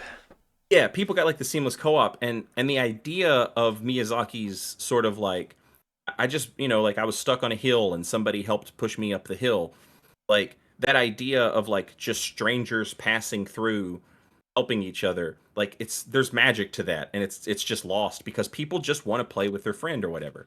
And so this idea that you could potentially like bring that back Yeah, while you're a letting role people. that helps a guy. You're there to help somebody, and it Yes. designates the role for you.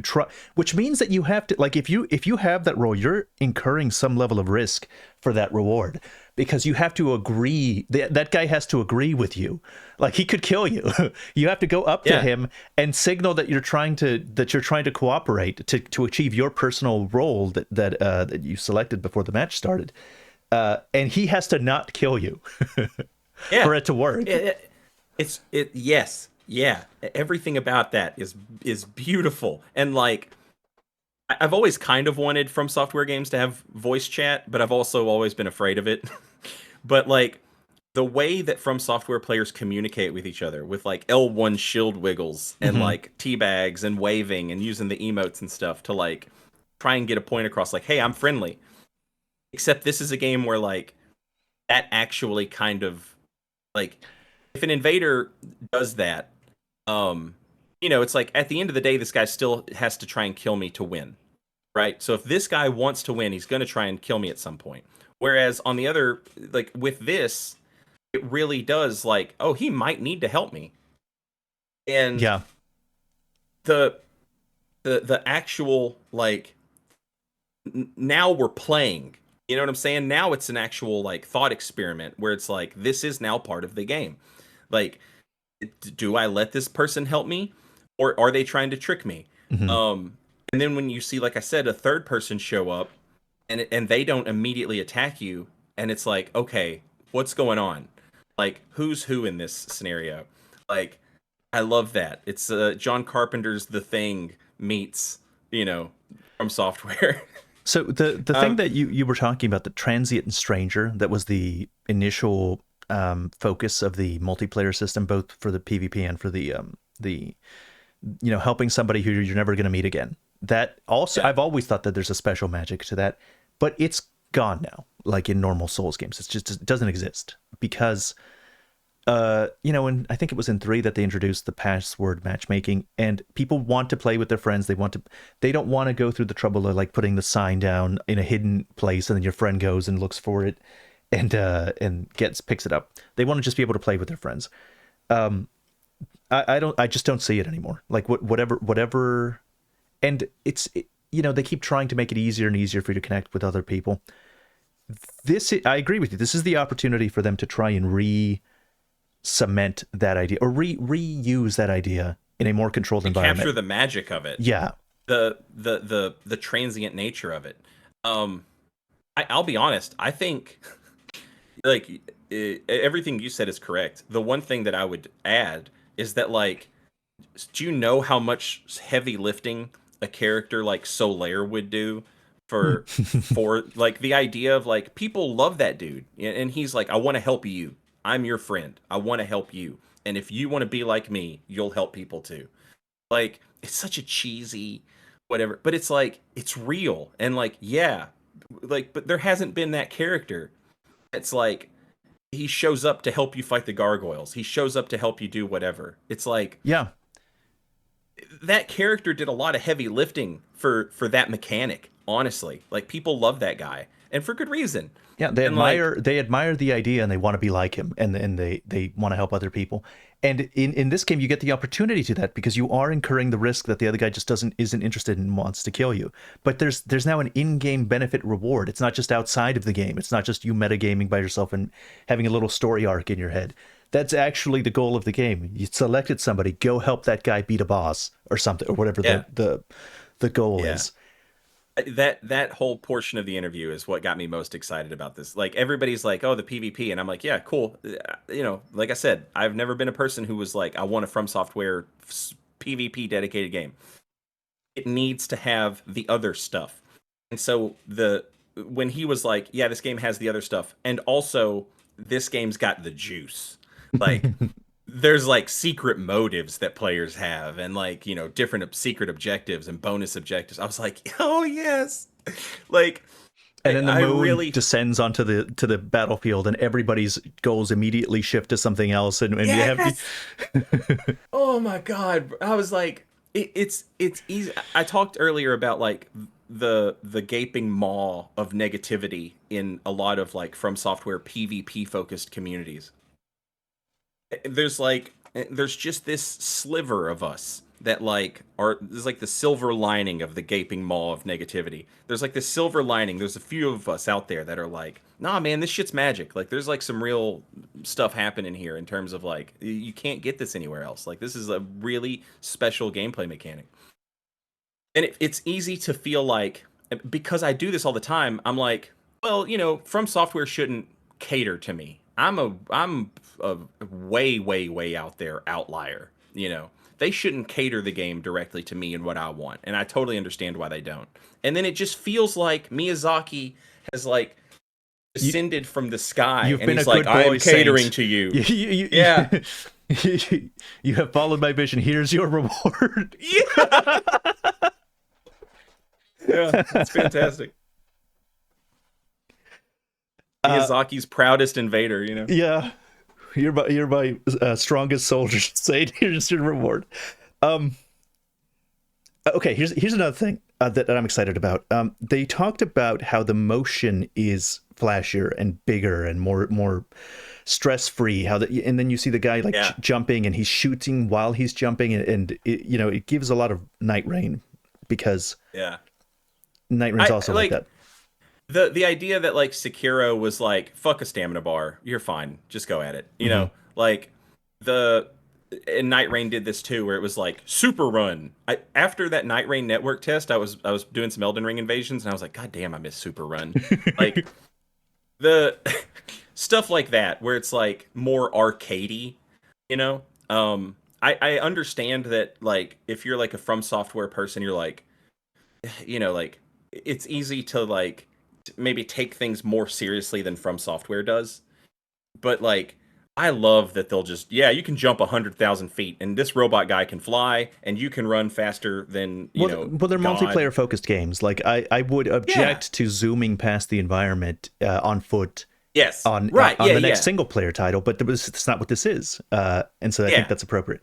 But what I was thinking about was, if they talked about how the weapons are unique to the characters, so you're not using the katana with the nobleman guy, you're not using the katana with the the Vietnamese woman girl.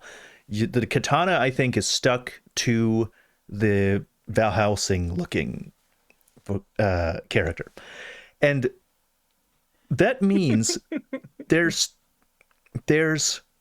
room for making better weapon movesets. So like it reminds me of the trick weapons. The reason why trick weapons were so cool and complicated and had stuff like that was because there weren't that many of them. They could really narrow down on making less weapons, but make each weapon better. And so there's potential here. If there are 12 characters and they're stuck with the weapon that they're using, then there are like 12 weapons, 14 weapons, really, because that's the weapon that the guy's stuck with. So that means you have to make that weapon cool. Like you have to make that weapon fun and pour more time and into it because it's tied to the character. Now, it's also possible that, let's say I'm playing Vampire Van Helsing, and he has the option of using a katana or a different weapon, but it's still unique. The other characters can't pick those other two weapons. Maybe that's how they're doing it. But it's still a far cry from like 100 plus in Elden Ring. Night Rain kind of did it a little bit, and like we had like a moment to appreciate it where it was like, oh, if you play the greatsword guy, any greatsword he picks up, he uses his cool new greatsword moveset. Yes. And same for everybody else. That was sick. Yeah. And now it's like, okay, that rules. But now you're telling me that like I know these movesets are about to go crazy on every one of these characters. And there's so like the representation that's there with like Robot Guy has like that great club looking thing. The Katana guy you pointed out, Mortal Kombat lady with her dancing rings, weird Japanese cave demon with his like there's so much variety already. I'm like sword and gun guy, like my stock is high on sword gun guy. Katana guy also has a gun. I like the crystal guy with the rifle. He looks cool. Oh yeah, he looks like he's got, I think those are katars on his they side. are. Like, they big, are. I'm sure they are. Yeah.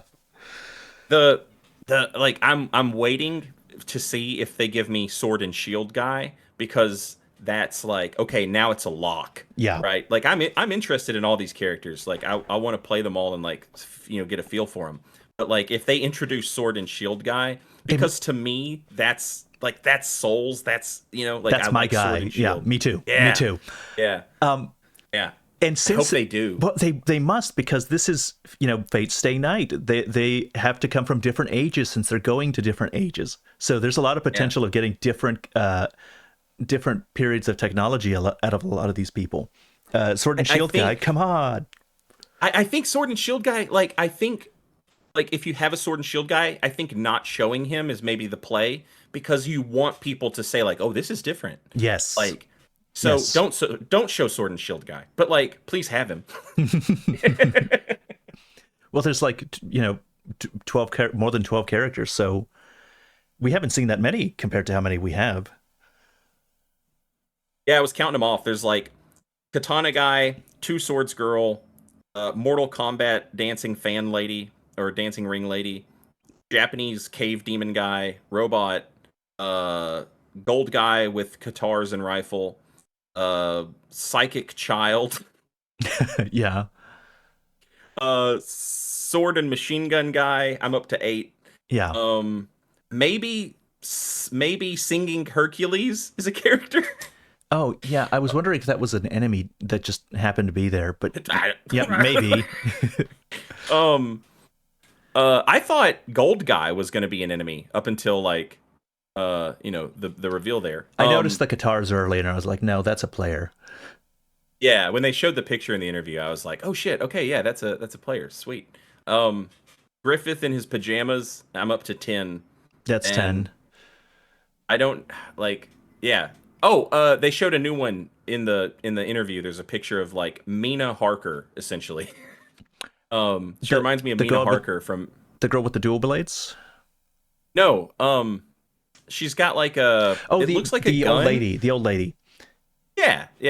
She reminds me of Mina Harker from Alan Moore's League of Extraordinary Gentlemen. That's what I was. Yeah, the whole thing, even the Duskbloods. It's the Duskbloods. They're coming, and it's like, okay, this is really. I'm getting that vibe. It's the League of Extraordinary Gentlemen vibe from these people.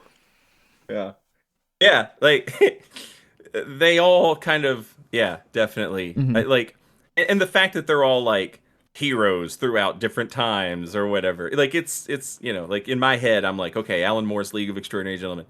The comic book, not the movie. For those of you who are Right. the comic book, like read the comic book. That movie was awful.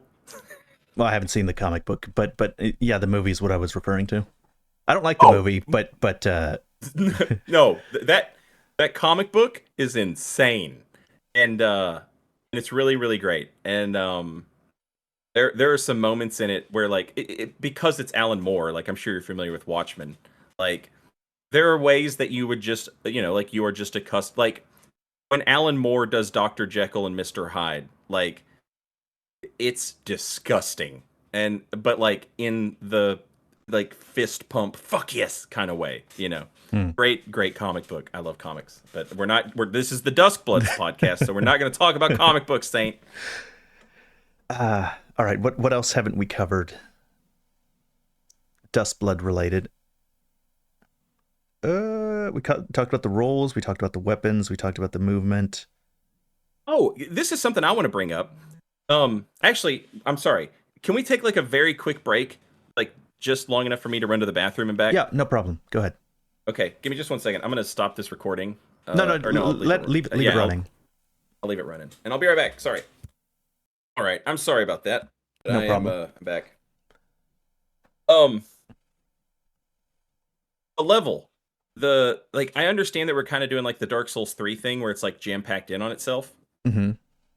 Um, maybe, but like, I think there's different levels. because I they kept showing, um, they kept showing that city from different perspectives, and I a part of me is like, yeah, I hope that there's like different levels.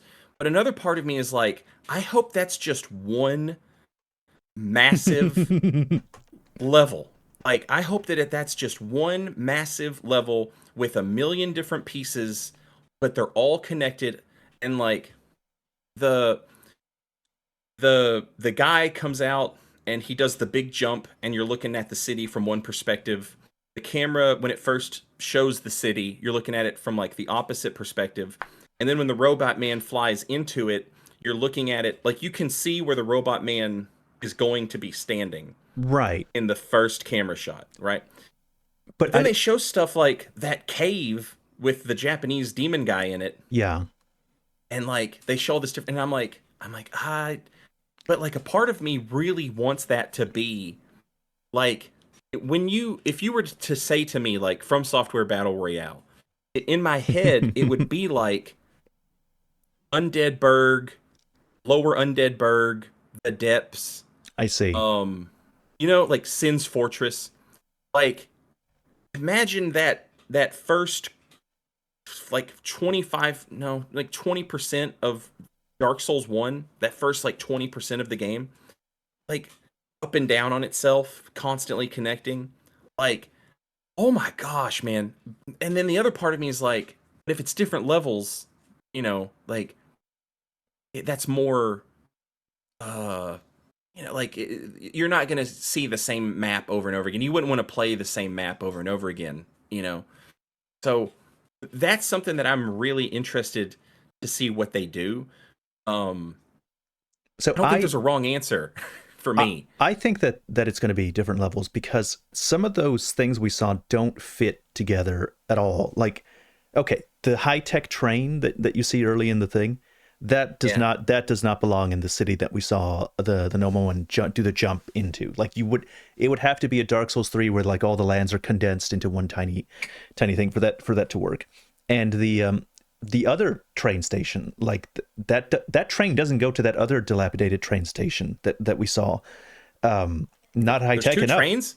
No, there's one. Train? There's one train, but there's a train like station area. Like there's a building that kind of looks like a train where the Vietnamese lady is doing her ring attack. Oh yeah. Okay, yeah. Yeah. So that looks like Nier Automata. Like that looks exactly like Nier Automata's dilapidated landscape. And the fact that it's the twilight of humanity, the dusk of humanity, which means that Miyazaki said an end. an end of humanity's eras. So I'm thinking it's different eras, and you go to each one of them as a map and fight for the first blood in different maps. And this gives you the opportunity to really go distinct. Because if you have the high-tech futuristic train, the more realistic area, the Victorian area, Gothic area, you can do something with those maps, and you can do something with the different characters that you introduce. Yeah. See, like I'm with you on that. Like, and I think that that would I think that that would be like the way to make a game like this. Um, and I would enjoy that. The but I yeah, I think like the way I came at it is that with the idea that these heroes are from all these different times and they've all just been like, packed together into this one spot, my mind immediately went to like the reconciliation of like the differences that we're seeing in this whatever is because like the whole world has just sort of like landed in on itself. And so Mm-hmm. like you would get like these weird transitions from like Victorian era to modern era to like feudal Japan or whatever. um and because those are all like, sorry, Yeah, go ahead. my dog my dogs are barking. Because those are all areas that you've seen in a From Software game before, that would be something that they have access to in terms of like asset use to make. Yeah, yeah. Give me the Japanese Sekiro area, end of Yeah, the wars period. there's a but like you can do it either way. Like you don't have to have it like jam packed on itself. Like you could just have the Sekiro map, and Mm-hmm. then you could have the the Bloodborne style map, and then you could have the Dark Souls style map. Yeah, Um, yeah. and then you could have like the Armored Core style map, where Oh it's like, my yeah, this is god. way off in the distant future. Yeah. And then an armored core lands, and then that's the game changing event. Everybody go has to fight the armored core. Yeah, like the robot man, I really think that the robot dude is going to be like, I said it earlier. I think that sort of like You think he's this is where actually a robot and he's from the future? yeah, like I think they're going to Okay. kind of like Okay. marry like gameplay styles of like Armored Core and into like the Souls style stuff. But I was talking to like my chat during a live stream about this.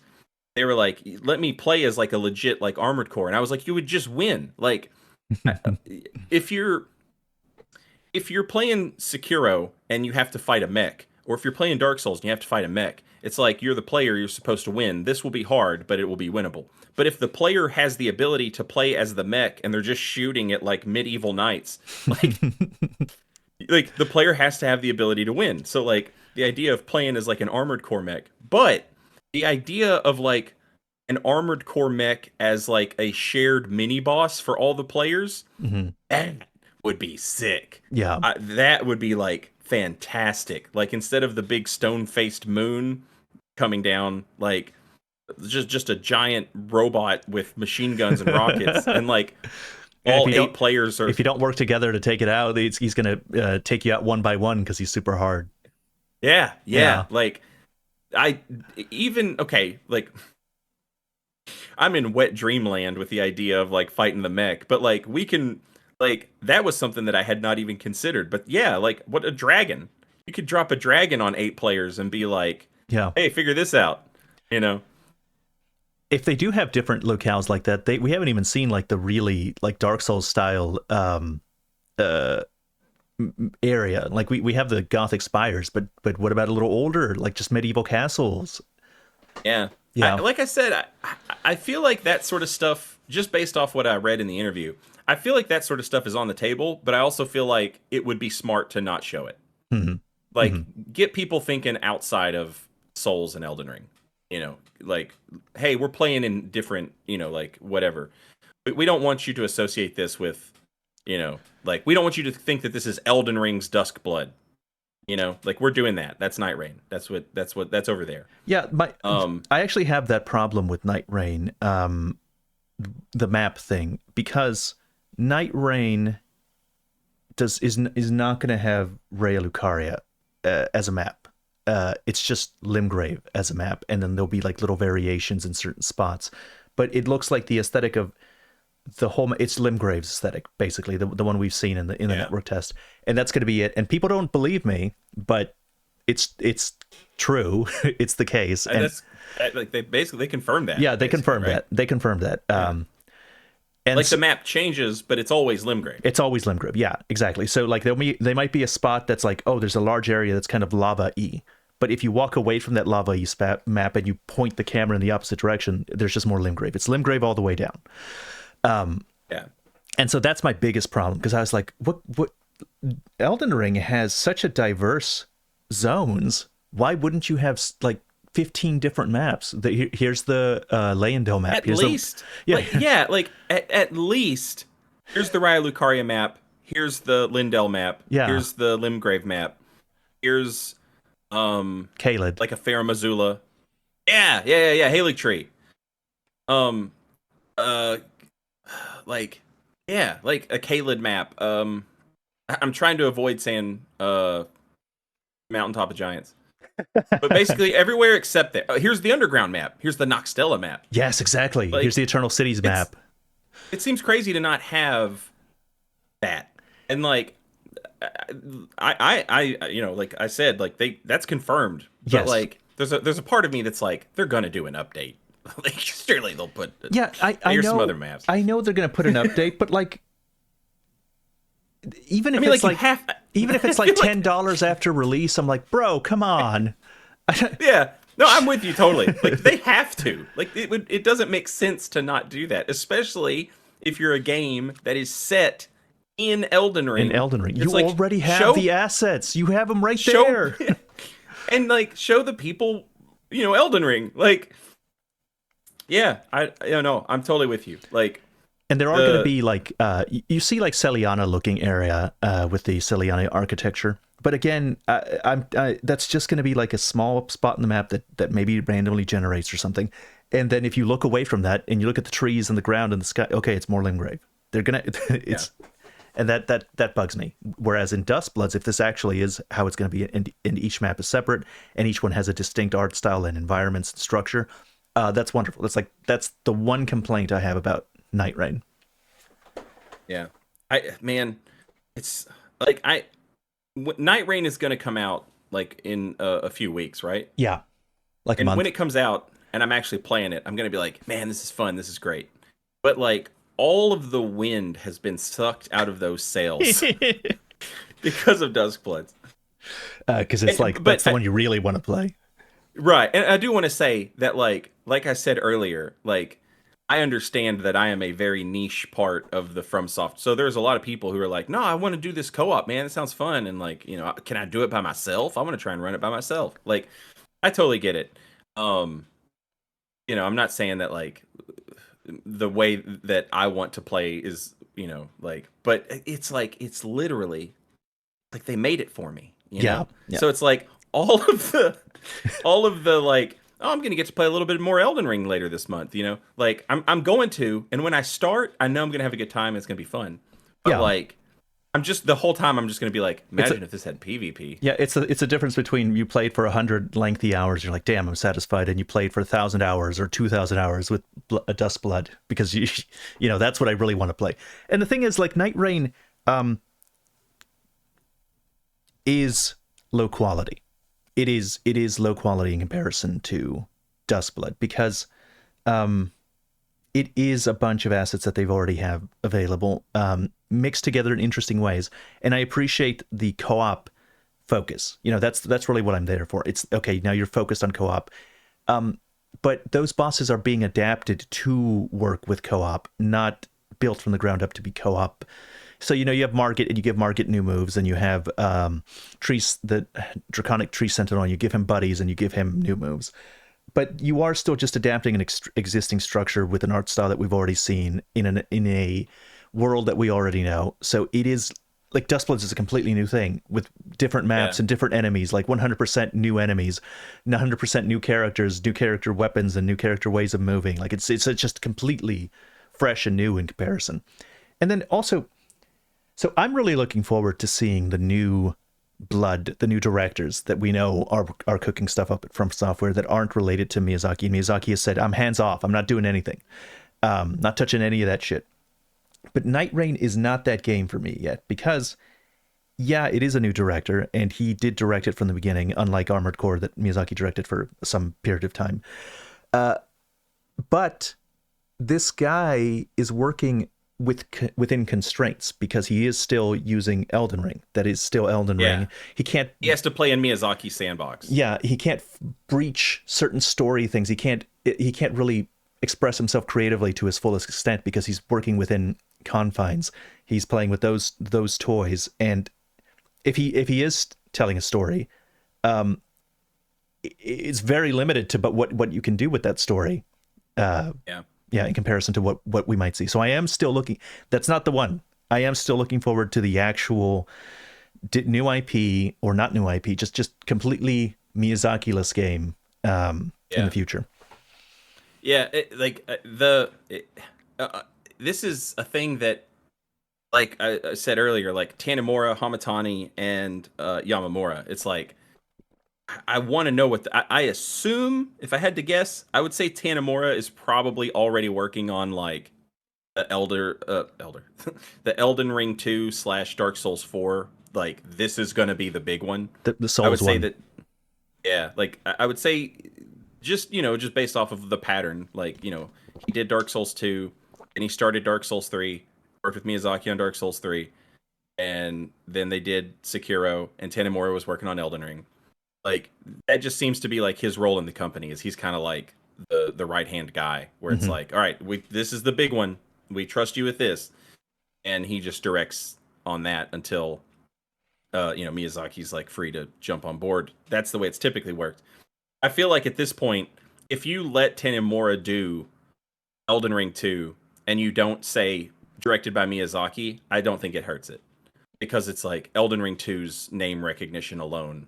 And then you'll have nerds like me and you who are like, well, Tanimura's been around for a long time, and he's a good director. Like, to fill in the people who are educated a little, like they're educated enough to know who Miyazaki is, but not educated enough to know the rest. Yeah, we love to carry water for From Software, and like we love to do it. I'm happy to do it, and if a new project comes out and his name is not attached to it, and I'll be the first one to tell you, let's give it a shot. Rewarded. Yeah, look at how we're rewarded. Duskbloods. Yeah, exactly. But yeah, like maybe Yamamura's working on another Armored Core. Maybe Hamatani's working on a Sekiro. I would love for him to be working on a new Armored Core, because it would seem, I have to guess that that's what he's doing, because it would seem strange to take him away from Armored Core when the series just kind of got a revival. And he just nailed it. He nailed it. He did a great job. So like, you don't want to pass it on to a different director when he did a great job with it, and he can now that he has a strong base and a strong understanding of it, he can develop it further. No. You keep him as director. Yeah. That's his series now. And like, it's really made me appreciate like the From Software from like my prehistory, where it's like, before I got into From Software at all, like, this is what they did. This is who they were. They like, here's an Armored Core game. Here's a Kingsfield game. Here's a game that's like Kingsfield, but it's weird and different. Here's just some random thing. Here's another Armored Core. Like, that's like, Miyazaki really seems to want to respect the traditions of From Software, even if it is stuff that he typically like maybe was not a part of or whatever. Like, I know he did some Armored Core stuff, but like, the idea of not being afraid to just like, I think that he did say that they weren't, like, they might do other old IP, like they don't want to let those IP rot away. I'm pretty sure he said something along those lines at some point after Armored Core 6. The only thing I've ever seen him say in regards to the opposite of that was he flatly was like, we'll never make Kingsfield unless that guy comes back and makes it. So that's my cope. We got to get that guy back to make it, because I wasn't here for the old From Software. I came in Demon Souls, but out of interest, I played Kingsfield 4, and it's like, oh, this is one of the great. I see how Dark Souls spawned from this. Is one of the greatest games I've ever played. puts the level design of even like Demon Souls and Dark Souls 1 to shame in compare. It's so wonderful. I would do anything for them to try and adapt to this first person dungeon crawly thing to make it fun. Even if it's a small title, please. I'd do anything. I've been replaying Morrowind, which is one of the greatest games ever made. Of course. And as I'm streaming it, we were talking about the FromSoft connection, where Demon Souls was created to be like the PlayStation what was it? Oblivion, right? Like PlayStation wanted an exclusive third person, and so they were like, yeah, take that Kingsfield game that we publish and pull it out, make it third person. And so like there's this like at the Kingsfield Elder Scrolls sort of it was a very one-sided competition because the Elder Scrolls like way outsold it. But anyway, PlayStation recently was like, hey, here's some old Armored Core games that you can play for free on PlayStation Plus. And I was like, that's cool. I'll check that out. But that guy, I was like, dude, Kingsfield. Put Kingsfield 4 on here, man. Like, let people see. Like, like where this shit started, like where this came from. Like, I know it's not for everybody. Like, not everybody cares enough that they're like, God damn, Elden Ring was great. I want to play Kingsfield 4 now, But for those of us that do, like, put that out. Like, let people see, how all this stuff started. Like, people want to see a Moonlight Greatsword in a first-person game. Let us see what the references are all about, especially the reference in Dark Souls 3, which seemed to be referencing Kingsfield Moonlight Greatsword. Oh yeah, absolutely. Also, I didn't know this until I played Armored Core 6, but when you find the red the Moonlight thing, it's called something different. Yeah. I was like, this is like the Moonlight, except it's red. And my chat, who are like some old head From Software fans, were like, yeah, this used to be a thing. So like I go back and I'm reading about it, and I'm like, oh, Calamite was kind of that. Like, instead of dropping the great sword that Calamite gives us, like if you get the tail cut, he should have done like the red Moonlight. And like his eye beam attack, his like third eye, that red eye, like I was like, oh, okay. So like, there's a whole bunch of stuff that like references to things like you said that like I would be interested in seeing like how far this goes back, like just from like a history nerd of this one particular video game company from Japan. Yeah. So I know that I think Patches comes from Armored Core, but I played Shadow Tower Abyss, and there's a character that is Patches, but he doesn't have a name, but he is basically Patches, where he'll like be your friend and then lead you somewhere, telling you there's treasure, and then you oh my god, it was brutal though. Like back in that, he dropped me into an entirely like optional level and underwater, and it's like there's underwater monsters, and you like instant death whirlpools that get you everywhere, and you have to go through this extremely lengthy trick just to get back out. It was the most bullshit Patches thing I've ever seen in my life. Like, he's nice today in comparison. And this was Shadow Tower? Shadow Tower Abyss. I don't know if I own one on my PS3. It's Kingsfield, sure but with guns.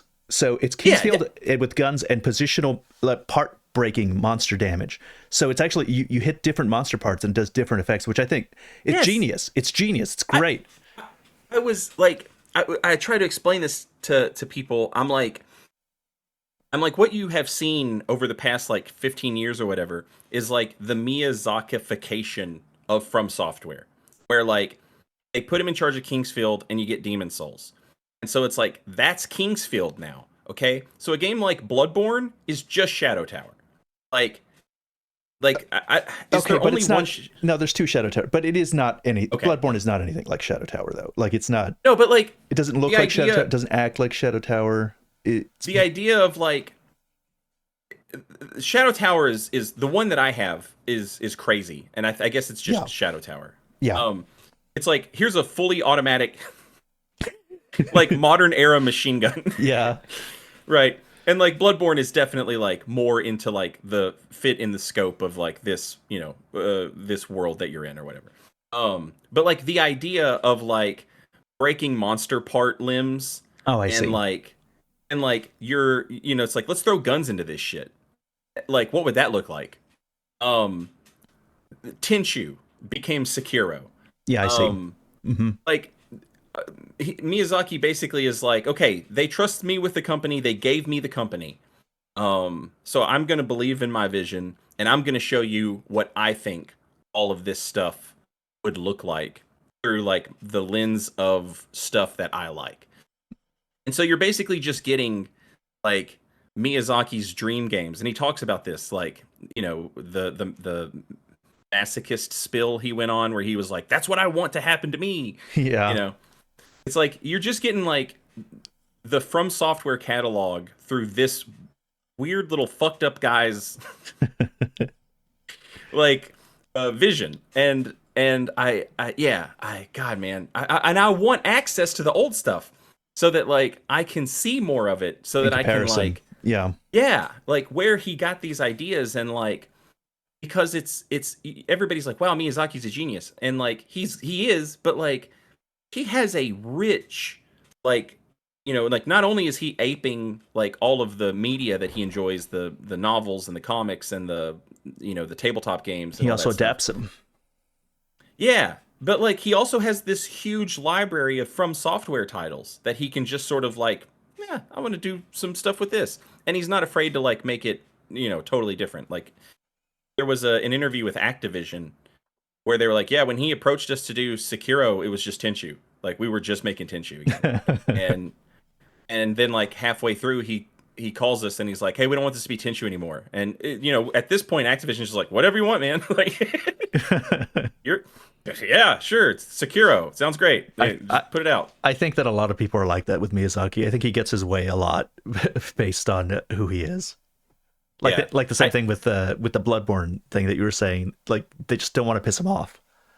Yeah, like why? Why would you? Like this dude will make us $1 billion if we just like shut up and let him. Like, and that's one of the things that I like. I hope everybody else in video games like kind of like takes a step back and is like, God damn, we're in a bad way right now. Hey, let's see how the successful people are doing this. And you look at Larian and you look at From Software and you look at these studios where the people that run it aren't trying to maximize quarterly profits by fucking over the workers, and instead are like, like, no, we hang on to our team because we just taught them a bunch of new stuff. They just learned how to do a bunch of new stuff. Why would I lay them off? That's insane. Like, That if anybody, Larian Game of the Year speech, the Baldur's Gate director, the speech that he gave was peak. It was such a yeah, good speech.